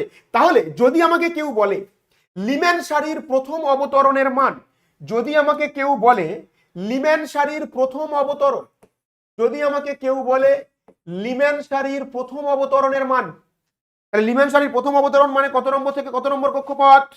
লিমেন মানে মনে রাখবে n1 এর মান 1, আর এখানে যে ভ্যালুটা হবে তার পরের ভ্যালুটা হবে প্রথম অবতরণ। অবতরণ মানে উচ্চ কক্ষপথ থেকে নিম্ন কক্ষপথে ইলেকট্রন নেমে আসা। তাহলে কত হলো? আচ্ছা, এই ভ্যালুটাও জানতে চাই, যেগুলো যেগুলো বক্স করছি, এই 912 অ্যাংস্ট্রম হলো, অথবা এমসিকিউ দিয়ে দেয় যে লিমেন সারির প্রথম অবতরণের তরঙ্গ দৈর্ঘ্য নিচের কোনটি, এটাকেও তোমার মনে রাখতে হবে। ল্যামডা সমান 4/3r, এই অপশন দিয়েও দেয় ল্যামডা সমান 4/3r। এবার যদি তোমাকে বলে লিমেন সারির দ্বিতীয় অবতরণ, লিমেন সারির দ্বিতীয় অবতরণ, তাহলে কি হবে? লিমেন সারির দ্বিতীয় অবতরণ কি হবে? 1/λ সমান r ইন্টু, যেহেতু হাইড্রোজেনের জন্য করছি জেড এর মান 1, 1/1 এর স্কয়ার মাইনাস 1/3 স্কয়ার। করো এইভাবে, দেখো। তাহলে এই যদি নিউক্লিয়াস হয়, এটা যদি 1 নম্বর কক্ষপথ হয়, এটা যদি 2 নম্বর কক্ষপথ হয়, এটা যদি 3 নম্বর হয়, এটা যদি 4 নম্বর হয়, তাহলে ইলেকট্রনগুলি কখনো যদি 2 থেকে 1-এ আসে তাহলে প্রথম অবতরণ, যদি 3 থেকে 1-এ আসে সেকেন্ড অবতরণ, যদি 4 থেকে 1-এ আসে। তাহলে আমরা এখান থেকে এটা মনে করতে পারছি যে n2 ইকুয়াল টু, এটা বলতে পারবো n1 প্লাস 1, এটা বলতে পারবো কি পারবো না? এখানে যে ভ্যালুটা বসাচ্ছি প্রথম অবতরণ হবে, তার সাথে 1 যোগ করলে এটা হবে কি প্রথম অবতরণ। প্রথম অবতরণ মানে নেমে আসা, ইলেকট্রন নেমে আসা। যেমন দেখো লিমেনের প্রথম সারির ক্ষেত্রে এখানে 1 বসিয়েছিলাম, এখানে 2, এখানে যদি 2 বসাই তো এখানে 3 বসাবো, অর্থাৎ এখানে যে ভ্যালুটা বসাবো তার সাথে 1 যোগ করলে আমরা সেই সারির প্রথম অবতরণ পাবো। আরো অন্যান্য সারি আছে, তাদের ক্ষেত্রে আর কি বলবো, সেই জন্য এটা বলছি। তাহলে চলো, তাহলে এটা হবে প্রথম অবতরণ। তাহলে এবার ক্যালকুলেশন করো, 1/λ equal to r into 1 minus 1/9, তাহলে কি হবে 1/λ ইকুয়াল টু r ইন্টু 9, 8/9, তাহলে ল্যামডা ইকুয়াল টু 9/8r। তাহলে এটাও তোমাকে মনে রাখতে হতে পারে। সেকেন্ড এইভাবেও পরীক্ষায় অপশানে দেয়। আর তুমি যদি মনে করো যে এইভাবে বসাবে lambda equal two 9/8 into 1/r, সরাসরি বসিয়ে দাও 9/8 ইন্টু 1/r এর মান কত বলে দিয়েছি 912। তুমি ইজিলি কাটাকাটি করে এখান থেকে অ্যাংস্ট্রমে উত্তর করতে পারবে, কিন্তু ওই সেন্টিমিটারে বসালে তোমার কিন্তু ভুলিয়ে যাবে, ক্যালকুলেশন করতে টাইম লাগবে। চলো, এবার চলে আসছে বামার সারি, মোস্ট ইম্পর্টেন্ট। বামার সারি ভেরি ভেরি ইম্পর্টেন্ট। এবং দেখো,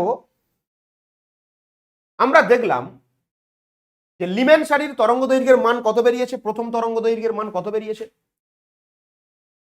1216 অ্যাংস্ট্রম। কত বেরিয়েছে 1216 অ্যাংস্ট্রম। আর যদি বলে শেষ অবতরণ, যদি বলে লিমেন সারির শেষ অবতরণ, তাহলে লিমেন সারির প্রথম অবতরণের মান কত, প্রথম ট্রানজিশনের মান কত বেরোলো 1216 অ্যাংস্ট্রম। লিমেন সারির প্রথম ইলেকট্রনের যে ট্রানজিশন, প্রথম ইলেকট্রন যে 1 নম্বর কক্ষপথ থেকে আরেকটা কক্ষপথে আসলো, তার মান কত বেরোলো 1216 অ্যাংস্ট্রম।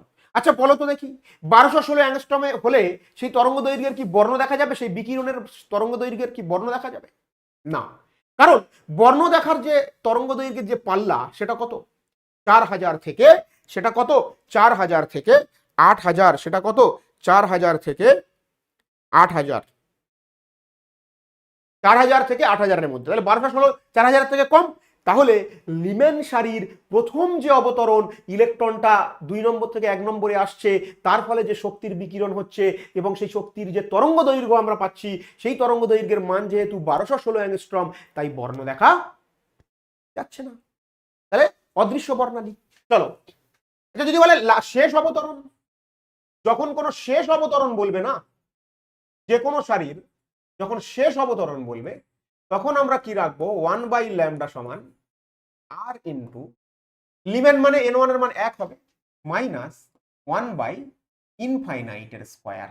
তাহলে 1/λ সমান আর ইন্টু 1 মাইনাস 0, 1 বাই ইনফাইনাইট মানে 0, তাহলে 1 বাই ল্যামডা সমান আর, এবং ল্যামডা সমান কত 1 বাই আর, এবং আমরা অলরেডি 1 বাই আর এর মান আমরা বের করে রেখেছি, 1 বাই আর, 1 বাই আর এর মান আমরা বের করে রেখেছি 912 অ্যাংস্ট্রম।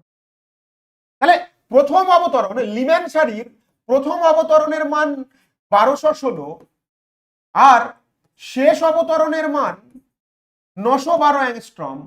তার মানে যদি কোনো ইলেকট্রন যে কোনো কক্ষপথ থেকে 1 নম্বর কক্ষপথে আসে এবং 2 থেকে যদি 1-এ আসে তার প্রথম অবতরণ, ইনফাইনাইট থেকে যদি 1-এ আসে তার শেষ অবতরণ, তাহলে প্রথম অবতরণের তরঙ্গ দৈর্ঘ্য 1216, শেষ অবতরণের তরঙ্গ দৈর্ঘ্য 912 অ্যাংস্ট্রম। তাহলে যত ধরনের অবতরণ ঘটবে, মনে করো 3 থেকে 1-এ আসলো, 4 থেকে 1-এ আসলো, 5 থেকে 1-এ আসলো, মনে করো এটা মনে করো 1 নম্বর কক্ষপথ, এটা মনে করো 2, এটা 3 নম্বর, এটা 4 নম্বর, এটা মনে করো ইনফাইনাইট। তাহলে প্রথম অবতরণের তরঙ্গ দৈর্ঘ্য যদি 1216 হয় আর শেষ অবতরণের তরঙ্গ দৈর্ঘ্য যদি 912 হয়, তার মানে আমরা এটা বুঝতে পারছি যে প্রথম আর শেষের মাঝখানে যত ধরনের অবতরণ ঘটবে তাদের সীমা, যদি বলে পাল্লা, যদি বলে লিম্যান সারির পাল্লা, লিম্যান সারির পাল্লা, পাল্লা মানে লিম্যান সারির প্রথম কত শেষ কত, লিম্যান সারির তরঙ্গ দৈর্ঘ্যগুলি কত থেকে কতর মধ্যে হবে, তাহলে কত হবে সেটা 1216 অ্যাংস্ট্রম থেকে 912 অ্যাংস্ট্রমের মধ্যে। এবং এটা কি অদৃশ্য বর্ণালী, কি বর্ণালী চোখে দেখা যাবে না, কারণ তরঙ্গ দৈর্ঘ্য ছোট 4000 থেকে। বোঝা গেল কি বললাম? এবং আরেকটা জিনিস এখান থেকে আমরা আমাদের অবজার্ভ করতে হবে, অনুসন্ধিত সুমন, বিচক্ষণতা দিয়ে পড়াশোনা করতে হবে। আমাদেরকে মনে রাখতে হবে, দেখো প্রথমের মান সবচেয়ে বেশি, শেষের মান সবচেয়ে কম। আর শেষ মানে কি, ইনফাইনাইট থেকে ইলেকট্রন যদি আসে, তাহলে ইনফাইনাইট মানে কি অনেক দূরে আছে ইলেকট্রন, ইলেকট্রন উত্তেজিত হয়ে অনেক দূরে চলে গেছে ইনফাইনাইট তম কক্ষপথে, আমরা যদি কল্পনা করি। তাহলে সেক্ষেত্রে তাহলে যত দূরবর্তী কক্ষপথ থেকে ইলেকট্রন 1 নম্বরে আসছে বা নিউক্লিয়াসের কাছে আসছে, তরঙ্গ দৈর্ঘ্যের মান তত কম হচ্ছে। যত দূরবর্তী কক্ষপথ থেকে ইলেকট্রন আসছে কোন 1 নম্বর কক্ষপথে, তরঙ্গ দৈর্ঘ্যের মান কি হচ্ছে, কম হচ্ছে। অর্থাৎ যত দূর থেকে ট্রানজিশন হবে, যত দূরবর্তী কক্ষপথ থেকে ইলেকট্রন নেমে আসবে, তত তরঙ্গ দৈর্ঘ্যের মান কি হবে, তত কম হবে। বোঝা গেল কি বললাম? তাহলে এই কথাগুলো মনে রেখো। তাহলে এখান থেকে কি কি মনে রাখবো, লিম্যান সারির প্রথম অবতরণের তরঙ্গ দৈর্ঘ্য, লিম্যান সারির শেষ অবতরণের তরঙ্গ দৈর্ঘ্য, লিম্যান সারির অদৃশ্য বর্ণালী দেখায়, ওর পাল্লা, এগুলো মনে রাখতে হবে, মানে সিরিজ। চলো এবার চলে আসছে আমাদের বামার সারি। বামার সারি কি, এই যে মনে করো আবারও আঁকছি, নিউক্লিয়াস 1 নম্বর কক্ষপথ, 2 নম্বর, 3, 4, 5 চলতে থাকলো, ইনফাইনাইট তম কক্ষপথ আছে বলে মনে করছি আমরা পরমাণু। তাহলে এটা হয়ে যাচ্ছে 1, এটা হয়ে যাচ্ছে 2, এটা 3, এটা 4, এটা 5, এটা ইনফাইনাইট। তাহলে বলা হচ্ছে কোন ইলেকট্রন যদি 3 থেকে 2-এ আসে, কোন ইলেকট্রন যদি 4 থেকে 2-এ আসে, কোন ইলেকট্রন যদি 5 থেকে 2-এ আসে, অথবা কোন ইলেকট্রন যদি ইনফাইনাইট থেকে 2-এ আসে, অর্থাৎ এক একটি কক্ষপথ, এক একটি নির্দিষ্ট কক্ষপথের অবতরণ এক একটা সারিকে নির্দেশ করছে, এক একটা বিজ্ঞানী সেটা আবিষ্কার করেছিলেন। যদি কোনো ইলেকট্রন যে কোনো কক্ষপথ থেকে যদি 2 নম্বর কক্ষপথে অবতরণ করে, যদি কোনো ইলেকট্রন যে কোনো কক্ষপথ থেকে যদি 2 নম্বর কক্ষপথে অবতরণ করে, যদি কোনো ইলেকট্রন 2 নম্বর কক্ষপথ থেকে যদি মানে যে কোনো কক্ষপথ থেকে যদি 2 নম্বর কক্ষপথে অবতরণ করে, তাকে আমরা কি বলবো, বামার সারি। তার মানে বামার সারির যে সূত্র 1 by lambda equal to R into 1 by 2 square minus 1 by n2 এর স্কোয়ার, যেখানে n2 এর মান কত 3, কারণ বলেছিলাম n1 এর মান যা হবে n2 এর মান তার সাথে 1 যোগ হবে। তাহলে 3, 4, 5, 6, 7 থেকে শুরু করে ইনফাইনাইট তম। এখান থেকে নিটের মতো পরীক্ষায় কোশ্চেন এসেছিল 2019 সালে কোশ্চেন এসেছিল। কি কোশ্চেন এসেছিল একটু পরে বুঝতে পারবে। এবং n1 এর মান কত, n1 এর মান 2, অর্থাৎ এই n1 এর ভ্যালু দিয়েই কিন্তু আমরা বুঝবো যে এটা কোন সারি। n1 এর মান 1 হলে লিম্যান, n1 এর মান 2 হলে বামার সারি। আর n1 এর মান যা হবে n2 এর মান তার থেকে 1 যোগ করে আমরা বিভিন্ন ধরনের সিরিজ বানাবো। তাহলে প্রথম অবতরণ, প্রথম সারি, প্রথম সারি 1/λ equal to R into 1/2 square minus 1/n2 এর মান কি হবে 3 এর স্কোয়ার। যদি বলে যে লিম্যান সারির প্রথম অবতরণ, তাহলে প্রথম কোনটা, সবচেয়ে কাছে যে কক্ষপথটা আছে সেটা, তাহলে লিম্যান সারির n1 এর মান 2, মানে লিম্যান সারি বারবার বলছি যে কোনো ইলেকট্রন যদি 2 নম্বর কক্ষপথে আসে, তাহলে 2 নম্বর কক্ষপথের প্রথম কাছাকাছি কি আছে 3, তাহলে প্রথম অবতরণটা হবে কোথা থেকে কোথায় 3 থেকে 2 এ, প্রথম অবতরণ 3 থেকে 2 এ হবে। তাহলে কি হয়ে যাচ্ছে 1/λ সমান আর ইন্টু 1/4 মাইনাস 1/9, 1/λ সমান আর ইন্টু 36 5, তাহলে কত হয়ে যাচ্ছে 1/λ সমান আর ইন্টু 5/36, ল্যামডা সমান 36/5r। তাহলে তোমাকে পরীক্ষায় ডিরেক্ট এটা থাকতে পারে, এটা বলবে যে বামার সারির প্রথম অবতরণের তরঙ্গ দৈর্ঘ্য নিচের কোনটি 36/5r। এইবার মান যদি বের করতে বলে, যদি মান বের করতে বলে তাহলে আমরা কিভাবে বের করব, মান বের করতে বললে আমরা কিভাবে বের করব, ল্যামডা সমান 36/5 ইন্টু 1/r, 36/5 ইন্টু 1/r এর মান কত 912 বলে দিয়েছি। তাহলে 36 এটা করলে দেখবে 6566 অ্যাংস্ট্রমের কাছাকাছি আসবে। বিভিন্ন জনের বিভিন্ন রকম আসতে পারে, বইয়ের সাথে নাও মিলতে পারে, এই নিয়ে কোনো টেনশন নেই। যদি 1, 2 বা 3 বা 4 অ্যাংস্ট্রমের পার্থক্য হয় কোনো ব্যাপার নাই, যখন 30-40 অ্যাংস্ট্রমের পার্থক্য হয়ে যাবে তখন একটু সমস্যা। কিন্তু 2 অ্যাংস্ট্রম 3 অ্যাংস্ট্রম দেখা যাচ্ছে, আমি এখানে বের করেছি 5666, তুমি হয়তো বইতে করেছো দেখা যাচ্ছে বইতে দেখা যাচ্ছে 5662 লেখা আছে, কোনো ব্যাপার না, কাছাকাছি ভ্যালু থাকলে দেখা যাবে। তাহলে লিম্যান সারির প্রথম বামার সারির প্রথম তরঙ্গ দৈর্ঘ্যের মান কত হচ্ছে 6566 অ্যাংস্ট্রম। এখান থেকে প্রথমে আমরা কি জানতে পারলাম, এখান থেকে প্রথমে আমরা জানতে পাচ্ছি যে বামার সারির যে অবতরণটি ঘটবে বিজ্ঞানীদের যে হতাশা ছিল, বিজ্ঞানীরা এই যে বর্ণের কারণ খুঁজে পাচ্ছিল না, বিজ্ঞানীদের হতাশা কিছুটা দূর হলো। বিজ্ঞানীরা দেখলেন যে যদি কোনো ইলেকট্রন, হাইড্রোজেনের কোনো ইলেকট্রন যখন উত্তেজিত কক্ষপথে চলে যাচ্ছে, সেই উত্তেজিত কক্ষপথের 3 নম্বর কক্ষপথ থেকে কোনো ইলেকট্রন যখন 2 নম্বর কক্ষপথে নেমে আসছে, তখন আমরা তরঙ্গ দৈর্ঘ্যের মান ক্যালকুলেট করে দেখলাম যে 6500 অ্যাংস্ট্রম হলো। কত হলো 6500 অ্যাংস্ট্রম। তাহলে 6500 অ্যাংস্ট্রম মানে কি, সেটা কি লাল আলোর তরঙ্গ দৈর্ঘ্যের কাছাকাছি। এবং বিজ্ঞানীরা বুঝলেন যে না, বামার সারিতে দৃশ্যমান বর্ণালী তৈরি হয়, অর্থাৎ যে কোনো ইলেকট্রন নয়, মানে 3 নম্বর থেকে 2 নম্বর কক্ষপথে যদি কোনো ইলেকট্রন, তাহলে নিশ্চয়ই হাইড্রোজেনের 3 নম্বর থেকে ইলেকট্রন, তাহলে এখান থেকে বিজ্ঞানীরা বুঝলেন যে হাইড্রোজেনকে যখন উত্তেজিত করছি সে তাহলে বিভিন্ন কক্ষপথে যাচ্ছে, এবং 3 নম্বর থেকে যখন ইলেকট্রন আবার 2 নম্বরে নেমে আসছে তখনই লাল বর্ণটা দেখাচ্ছে, বা বামার সারির ক্ষেত্রে সেটা ঘটছে। তাহলে এটার বর্ণ কেমন, লাল।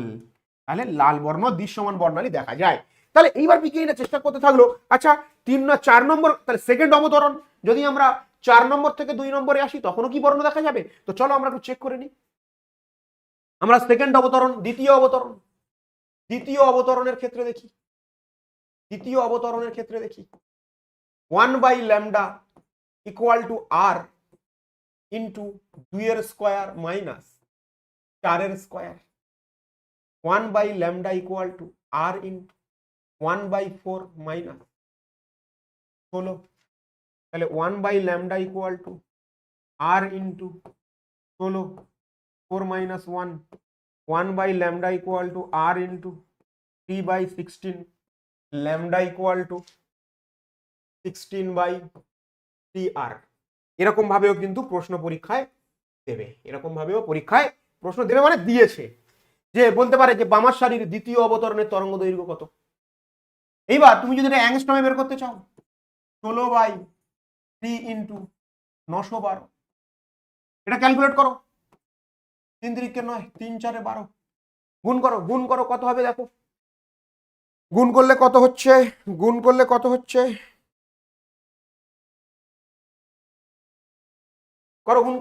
দেখো, 4 ছক 24, গুণ করো দেখো 4824 অ্যাংস্ট্রম হবে। কত হবে 4824, 4864, সরি 4864, এগুলো আমি মনে রেখেছি। তুমি যখন খুব স্টাডি করবে, নিটের জন্য পড়বে, যেইর জন্য পড়বে, তোমার এগুলো মনে রাখতে হবে। কোনো বইতে হয়তো দেখা যাবে 4862 আছে, 4860 আছে, কোনো অসুবিধা নেই। তার মানে দ্বিতীয় অবতরণ বামার সারির ক্ষেত্রে যদি 2 নম্বর 4 নম্বর কক্ষপথ থেকে যদি কোনো ইলেকট্রন 2 নম্বর কক্ষপথে নেমে আসে, তখন যে শক্তির বিকিরণ হবে সেটা কত, তার তরঙ্গ দৈর্ঘ্য কত হবে, 4864 দৃশ্যমান। 4000 থেকে 8000 মধ্যে তরঙ্গ দৈর্ঘ্য আসলেই তো সেটা চোখে দেখা যায়। তাহলে পরীক্ষায় কিন্তু এগুলো প্রশ্ন পড়বে। আর যদি তরঙ্গ সংখ্যা বলে, নিউ বার যদি বলে, তাহলে নিউ বার ইকুয়াল টু আমরা কি লিখবো, 3r/16। তরঙ্গ সংখ্যা, মেনলি তরঙ্গ দৈর্ঘ্য জানতে চাইবে। তরঙ্গ সংখ্যা এটাই তরঙ্গ সংখ্যা, চলো নেক্সট। তৃতীয় অবতরণ, থার্ড অবতরণ, 1/λ equal to r into 1/n1 এর স্কয়ার মাইনাস n2 এর স্কয়ার। আচ্ছা, বামার সারির ক্ষেত্রে আমরা করছি, তাহলে 1/λ ইকুয়াল টু r ইনটু 1/2 এর স্কয়ার মাইনাস 1/5 এর স্কয়ার। ঠিক আছে, তো এটা ক্যালকুলেশন করলে ল্যামডা এর মান আমরা পেয়ে যাব r ইনটু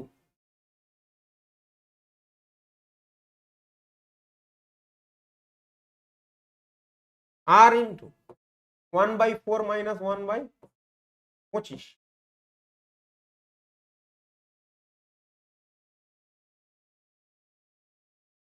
একুশ, lambda equal two 100/21r, lambda equal two, তাহলে এটা হয়ে যাচ্ছে কি আমাদের তৃতীয় অবতরণ, বামার সারির তৃতীয় অবতরণের মান। এটা বামার সারির তৃতীয় অবতরণের মান। এবং এখানে যদি আমরা ল্যামডা এর মান বের করি, ল্যামডার আর এর মান বসিয়ে ইন্টু 1/r, যদি আর এর মান 1/r এর ভ্যালু যদি বসাই 100/21 ইন্টু 912 গুণ করলে হবে 4342 অ্যাংস্ট্রমের কাছাকাছি। কোনো বইতে 4340 থাকতে পারে, কোনো বইতে 4338 থাকতে পারে, মোটামুটি 4340 কাছাকাছি ভ্যালু হবে। তাহলে এটাও কি তৃতীয় এবং খেয়াল করে দেখছো, প্রথম অবতরণের মান বেরিয়েছিল 6500, দ্বিতীয় অবতরণের মান বেরোলো 4800 কাছে, তৃতীয় মান বেরোলো 4300 কাছে, 340 কাছে। তার মানে কি ধীরে ধীরে কিন্তু তরঙ্গ দৈর্ঘ্য কমছে, যেটা প্রথমে বলেছিলাম, যত দূর থেকে তরঙ্গ দৈর্ঘ্য হবে, যত দূরবর্তী কক্ষপথ থেকে ইলেকট্রন নেমে আসবে, তরঙ্গ দৈর্ঘ্যের মান কি হবে, তত কম হবে। চলো নেক্সট, চতুর্থ যদি আমরা বের করি, ফোর্থ অবতরণ, তাহলে 1/λ ইকুয়াল টু কি হবে, r ইন্টু 1/2 এর স্কয়ার মাইনাস 6 এর স্কয়ার। তাহলে 1/λ equal to r into 1/4 minus 1/36। তাহলে 1/λ ইকুয়াল টু r ইন্টু 36, তাহলে কত হচ্ছে, 36 4 9 8। তাহলে 1/λ ইকুয়াল টু 36/8r। তাহলে এটাও সরাসরি তোমার মনে রাখতে হতে পারে পরীক্ষার জন্য। তাহলে অতএব ল্যামডা ইকুয়াল টু 36/8 ইন্টু 912। ঠিক আছে, তো এটা করলে কাটাকাটি করো, দেখো এটা 4100, দেখি এটা কত হচ্ছে কাটাকাটি করলে, 4104, 4104। তাহলে এটা কত হবে, তাহলে এটা হবে 4104, সেগুলো মনে রেখেছি আমি, 4104। এইবার তাহলে এটাও কি চতুর্থ অবতরণের বর্ণ কি হচ্ছে দেখা যাচ্ছে, 4104 চতুর্থ অবতরণের বর্ণ কি, বামার সারির ফোর্থ যে কন্ডিশন সেটা দেখা যাচ্ছে। এবার যদি আমরা বামার সারির ফিফথ অবতরণ করি, ফিফথ অবতরণ মানে কি, 1/λ ইকুয়াল টু r 1/2 এর স্কয়ার মাইনাস 7 এর স্কয়ার, তাই তো 7 এর স্কয়ার। তাহলে 1/λ সমান r ইন্টু 1/4 মাইনাস 1/49। তাহলে 1/λ equal to r into 4 into 49, 49 minus 4 45। তাহলে lambda equal to 4 into 49/, 45 into R, তাহলে lambda equal to 4 into 49 by 45 into 912। দেখো এত বড় ক্যালকুলেশন আমার করার এখন সময় নেই ভাই, তোমরা যদি এটা গুণ করে দেখো অনেক সহজ গুণ, মানে ওই 109678 থেকে অনেক সহজ গুণ। এটা গুণ করলে দেখো আমার মনে হচ্ছে এটা মোটামুটি 3970 অ্যাংস্ট্রমের কাছে উত্তর আসবে। কত? 3970 অ্যাংস্ট্রমের কাছে কিন্তু এর উত্তর আসবে। তাহলে দেখো এটা কি 4000 থেকে কম, সেই জন্য বামার সারির প্রথম 4খানা অবতরণ বর্ণ দেখা যায়, তারপরে পঞ্চম থেকে আর বর্ণ দেখা যায় না, পঞ্চম থেকে আর বর্ণ দেখা যায় না। এটা তোমাকে মনে রাখতে হবে, এটা তোমাকে মনে রাখতে হবে। তাহলে এইবার তাহলে বামার সারির কতগুলি অবতরণের বর্ণ দেখা যায়?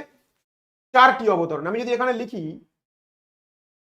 আমি যদি এখানে আরো একটা ছক, দেখো এখানে একটা সুন্দর ছক করা হয়েছে, ছবি তোমাদেরকে দিয়েছি। দেখো এটা হচ্ছে, একে বলে এইচ আলফা, এটা 6566 অ্যাংস্ট্রমের যে ছিল এটা। তারপরে লাল বর্ণ দেখা যায়, তারপরে যেটা তোমরা পেয়েছিলে দেখো 4842, হ্যাঁ 4864, ওই আর কি 4000। আচ্ছা একবার দেখে নি কত বের করেছিলাম, হ্যাঁ 4864, 4864। দেখো 4864, 4864 অ্যাংস্ট্রম। তারপরে একটা তরঙ্গ দৈর্ঘ্য পেলাম, তারপরে আর একটা তরঙ্গ দৈর্ঘ্য পেলাম 4842 অ্যাংস্ট্রম। তারপরে আর একটা তরঙ্গ দৈর্ঘ্য পেলাম 4104 অ্যাংস্ট্রম। তাহলে আমরা বামার সারিতে এই তরঙ্গ দৈর্ঘ্যগুলো পেলাম, এবং ওই তরঙ্গ দৈর্ঘ্যগুলির জন্য আমার বর্ণ কেমন কেমন দেখতে পাচ্ছি এটাই দেখা গিয়েছিল যে হাইড্রোজেনকে নিয়ে উত্তপ্ত করা হয়েছিল। এই যে বর্ণটা দেখা গিয়েছিল, লাল কালার দেখা গিয়েছিল, নীলাভ সবুজ এবং নীল এবং বেগুনি কালার দেখা গিয়েছিল।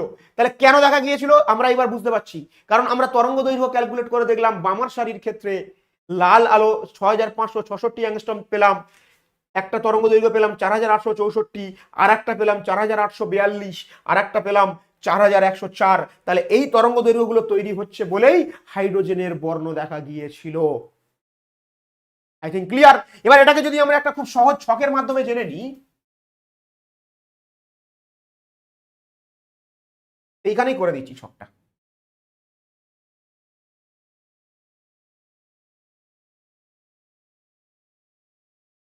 এইখানেই করে দিচ্ছি।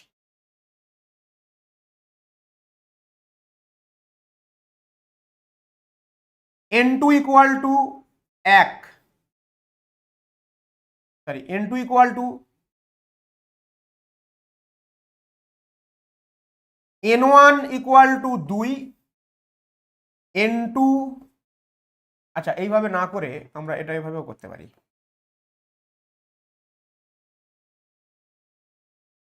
3 থেকে যদি 2-এ আসে, আরেকবার কোথা থেকে আসছে? 4 নম্বর কক্ষপথ থেকে 2 নম্বরে, 5 নম্বর কক্ষপথ থেকে 2 নম্বরে, 6 নম্বর থেকে 2-এ। প্রথম যে অবতরণ হচ্ছে 3 নম্বর থেকে 2 নম্বরে যে ইলেকট্রন আসছে, আসার ফলে তরঙ্গ দৈর্ঘ্য এটা দেখা যাচ্ছে, এবং এই অবতরণকে বলা হয় এইচ আলফা। সেকেন্ড অবতরণকে আমরা বলি এইচ বিটা, থার্ড অবতরণকে আমরা বলি এইচ গামা, ফোর্থ অবতরণকে আমরা এইচ ডেল্টা দ্বারা প্রকাশ করি। সেগুলোই এটাই এখানে লেখা আছে।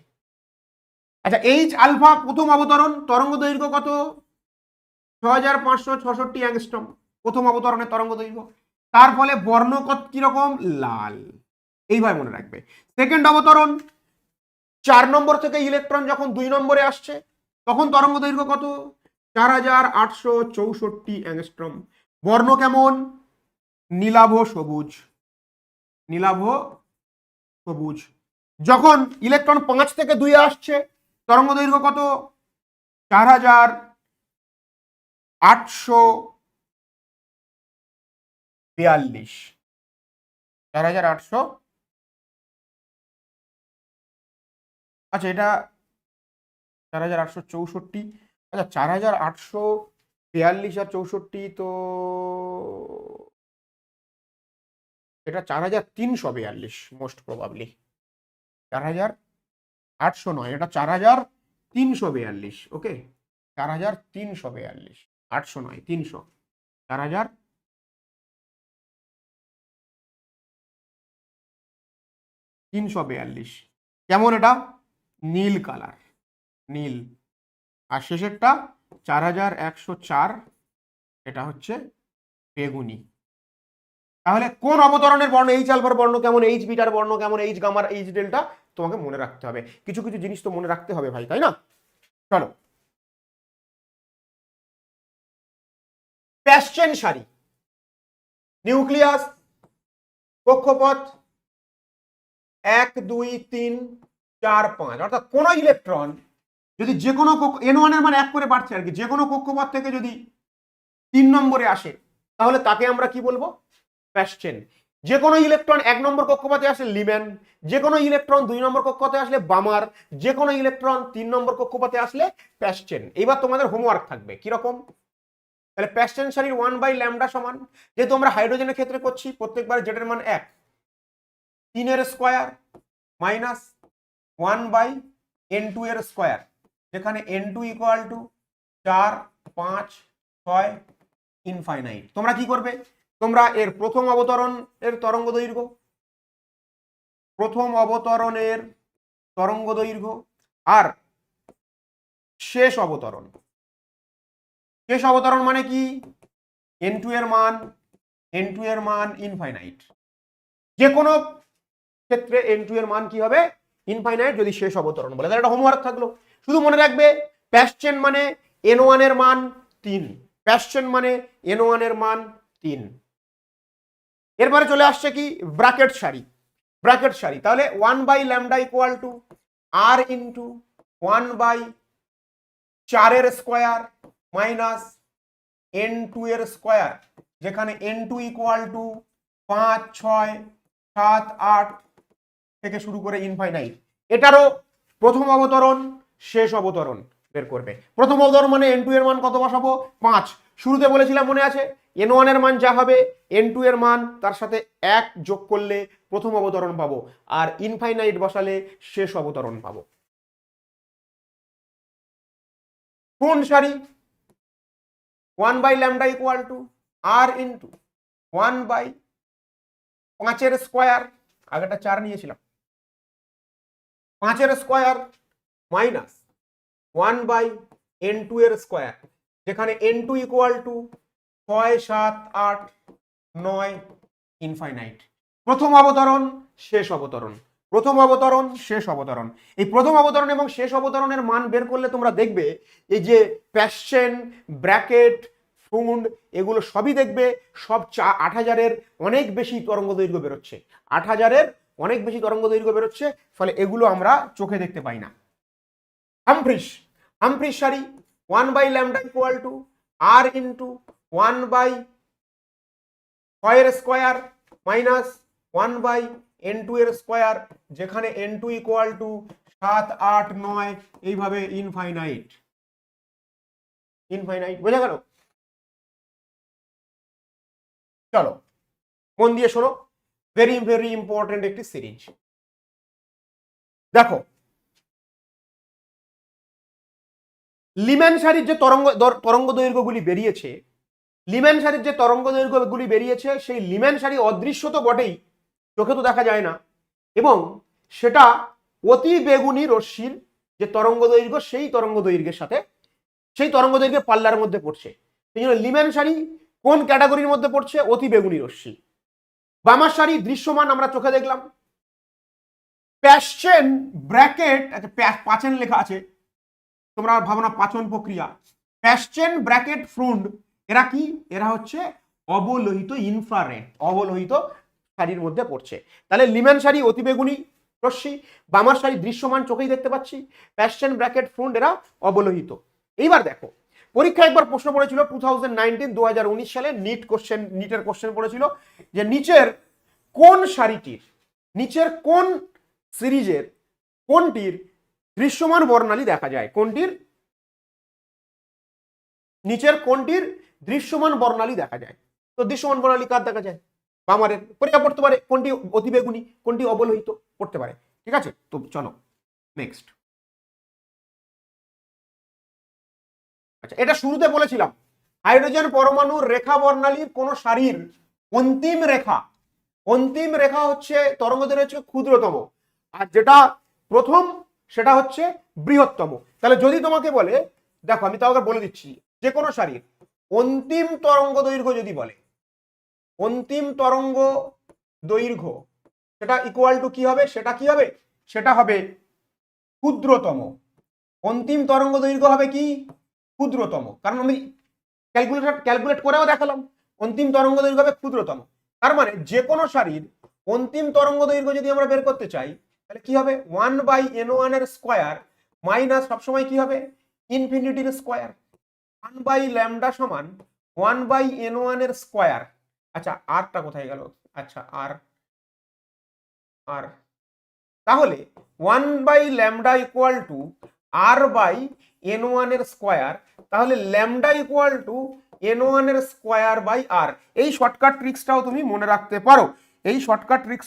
রাখতে পারো, যে যদি কোনো সারি, ধরো বললো লিম্যান শাড়ির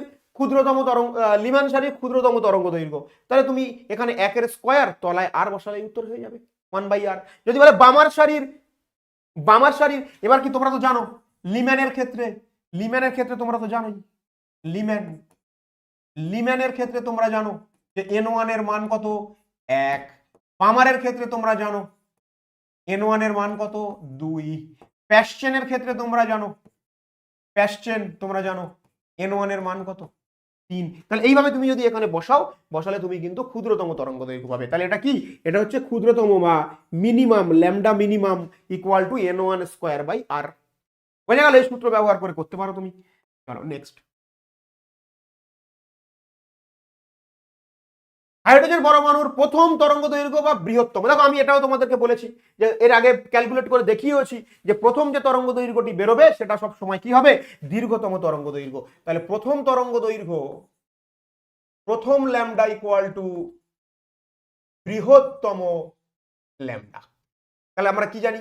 তাহলে দেখো 1/λ সমান r ইন্টু 1/n1 এর স্কয়ার মাইনাস কি 1/n2 স্কয়ার। আর তোমাদেরকে আমি বলেছিলাম যে প্রথম অবতরণ বা প্রথম তরঙ্গ দৈর্ঘ্য সেটা সবসময় কি হবে? n2 equal to n1 plus 1। তুমি যদি এখান থেকে শর্টকাট কোনো ইকুয়েশন বানাতে চাও, তাহলে বা সরাসরি পরীক্ষা এটাও প্রশ্ন দিতে পারে, n1 এর স্কয়ার মাইনাস n2 এর জায়গায় কি লিখবো? n1 প্লাস 1 এর হোল স্কয়ার। তাহলে 1/λ ইকুয়াল টু কি লিখবো? r ইন্টু 1/n1 এর square into n1 plus, sorry,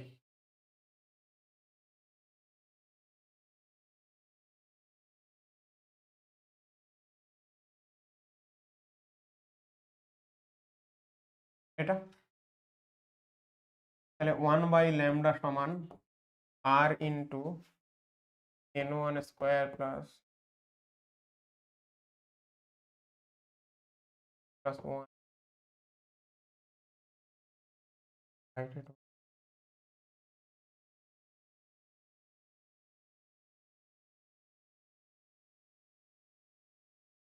1/λ সমান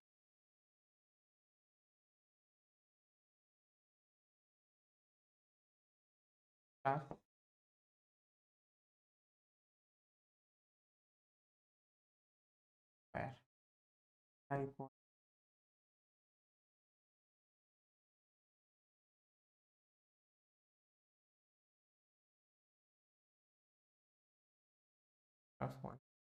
দেখো এই সূত্রটাও তোমরা মনে রাখতে পারো একটু, যদিও এই কোশ্চেনটা এই সূত্রটা একটু জটিল হয়ে যাচ্ছে, তাও যদি তোমরা মনে রাখতে চাও রাখতে পারো।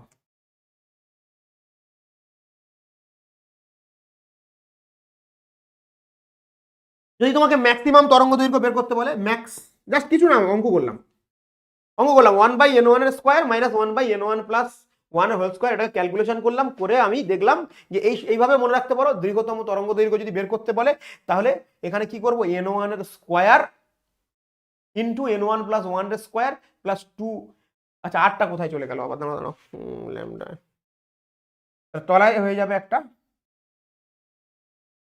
আর, এইভাবে ক্যালকুলেশন করলে তুমি ল্যামডা ম্যাক্স পেয়ে যাবে। কারণ দীর্ঘতম তরঙ্গ দৈর্ঘ্য আমরা কিভাবে পাই, মানে প্রথম যে লিম্যান সারি ধরো 2, তাহলে কি প্রথম অবতরণ কত হবে, 3 বসাতে হবে। তাহলে এইভাবে তুমি এটা করতে পারো, যদি এটা স্কিপ করে গেলেও যেতে পারো, ঠিক আছে। এই সূত্র দিয়ে আমরা ম্যাক্সিমামটা বের করতে পারবো। চলো নেক্সট, সর্বোচ্চ, এটা হচ্ছে লাস্ট, সর্বোচ্চ অবতরণের তরঙ্গ সংখ্যা নির্ণয়। সর্বোচ্চ অবতরণের তরঙ্গ সংখ্যা নির্ণয় কিরকম, বহুবার কোশ্চেন এসছে পরীক্ষায়, নিটের কোশ্চেন এসছে, যেইটা এসছে এই টপিক থেকে প্রশ্ন। দেখো সর্বোচ্চ অবতরণের সংখ্যা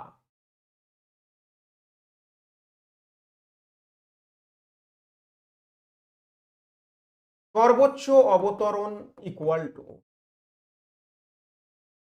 n2 minus n1 plus 1 into n2 minus n1 divided by 2। এটা হচ্ছে সর্বোচ্চ অবতরণের সংখ্যা নির্ণয়। এটা হলো আমাদের সর্বোচ্চ অবতরণের সংখ্যা নির্ণয়। কিরকম, মনে করো একটা সহজ উদাহরণ নিচ্ছি প্রথমে। মনে করো 1 নম্বর কক্ষপথ এটা, আর মনে করো এটা 3 নম্বর কক্ষপথ। তাহলে পরীক্ষায় এরকম প্রশ্ন দেবে যে 3 নম্বর কক্ষপথ এবং 1 নম্বর কক্ষপথের মধ্যে সর্বোচ্চ কতগুলি অবতরণ সম্ভব।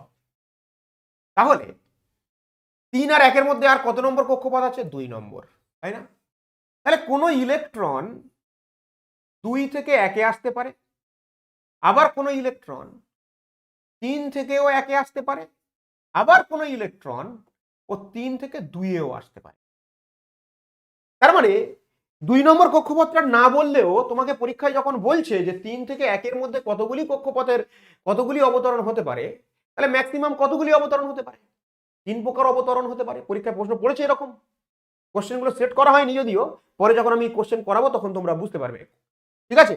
তো দেখো তাহলে আমি যদি, তাহলে কটা অবতরণ, তাহলে সর্বোচ্চ অবতরণ মানে ইলেকট্রন নেমে আসাকে অবতরণ বলা হচ্ছে। সর্বোচ্চ অবতরণ কটি, 3টি। এবার আমি এই সূত্রের সাহায্যে করি যে কতগুলো হচ্ছে। তাহলে n2টা কি, n2 হলো উচ্চ কক্ষপথ, n2 হলো উচ্চ কক্ষপথ, n1 হলো নিম্ন কক্ষপথ। তাহলে n2 এর মান কত, 3 minus 1 plus 1, 3 minus 2, sorry 3 minus 1 divided by 2, 1 1 out হয়ে যাচ্ছে, 3 ইন্টু 2 ডিভাইডেড বাই 2, 2 2 কেটে গেলে কত হচ্ছে। তাহলে এইভাবে ছবির সাহায্যে আমরা করতে পারি, আবার সূত্রে বসিয়ে করতে পারি। বাট এটা যখন অনেক বেশি বেশি কক্ষপথ বলে দেবে না, তখন তোমাকে তাড়াতাড়ি করতে গিয়ে অনেক গুলিয়ে যাবে। ধরো তোমাকে বললো যে 2 নম্বর কক্ষপথ, আর ধরো বললো, আচ্ছা অন্য একটা নিচ্ছি, অন্য একটা পেজ নিই। মনে করো বললো যে 2 নম্বর কক্ষপথ আর 8 নম্বর কক্ষপথ, 2 নম্বর কক্ষপথ এবং 8 নম্বর কক্ষপথের মধ্যে সর্বোচ্চ কতগুলি অবতরণ সম্ভব। তাহলে 2 আর 8-এর মধ্যে কি কি কক্ষপথ আছে, 3 আছে, 4 আছে, ভাই 5 আছে, 6 আছে। আমি নিজেই তো গুলিয়ে ফেলবো যদি ছবি আঁকে করতে চাই, বুঝতে পারছো? তাহলে কিরকম, এখান থেকে একবার আসতে পারে, এখান থেকে এখানে আসতে পারে, এখান থেকে এখানে আসতে পারে, এখান থেকে এখানে আসতে পারে, এখান থেকে এখানে আসতে পারে, আবার আবার আবার এখান থেকে এখানে আসতে পারে, আবার এখান থেকে এখানে আসতে পারে, এখান থেকে এখানে আসতে পারে, এখান থেকে এরকম অসংখ্য অজস্র হবে। তাহলে তুমি এরকম ভাবে একে করতে পারবে না। তখন তখন তোমাকে কি করতে হবে, ওই সূত্রটাকে ব্যবহার করতে হবে। কিরকম, n2 minus n1 plus 1 into n2 minus n1 divided by 2, যেখানে n2 এর মান কত, n2 এর মান কত 8 সর্বোচ্চ, n1 এর মান কত 2। n1 মানে এই নয় যে 1 নম্বর কক্ষপথ, প্রশ্নে যেটা নিম্ন কক্ষপথ বলেছে। তাহলে এবার বসাও তুমি সূত্রে, n2 এর মান 8 বসাও, n1 এর মান 2 বসাও, প্লাস 1, n2 এর মান কত 8 বসাও, n1 এর মান 2 বসাও, ডিভাইডেড বাই 2। তাহলে কত হচ্ছে, 8 2 6 1 7 ইন্টু কত হচ্ছে 6 ডিভাইডেড বাই 2, কেটে দাও, 3 2 6, 3 7 28। তাহলে কতগুলি অবতরণ সম্ভব, 28টা। তুমি 28টা ছবি এভাবে আঁকতে পারবে, 28টা ছবি এভাবে আঁকতে পারবে?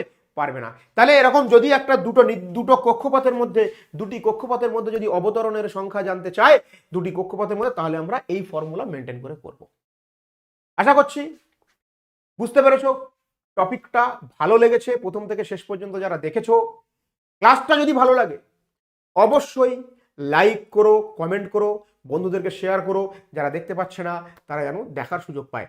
তো সবাই ভালো থেকো, সুস্থ থেকো, এবং অবশ্যই একটি কমেন্ট এবং একটি লাইক তোমার পরবর্তী ক্লাসকে আরো ভালো করে করাতে, আরো এনার্জেটিক ভাবে করাতে আমাকে অনেক উদ্বুদ্ধ করে। তো সবাই ভালো থেকো, সুস্থ থেকো। জয় হিন্দ। আজকের এই পর্যন্ত। দেখা হচ্ছে আরো একটি নতুন ক্লাসে ঠিক সোমবার। চলো, এবং সোমবার দিন আমি তোমাদের লাইভ ক্লাস নেবো ইউটিউবে, এবং সেটাই থাকবে ইউটিউবের লাস্ট লাইভ ক্লাস। তো চলো, আজকের এই পর্যন্ত। সবাই ভালো থেকো, সুস্থ থেকো, টাটা।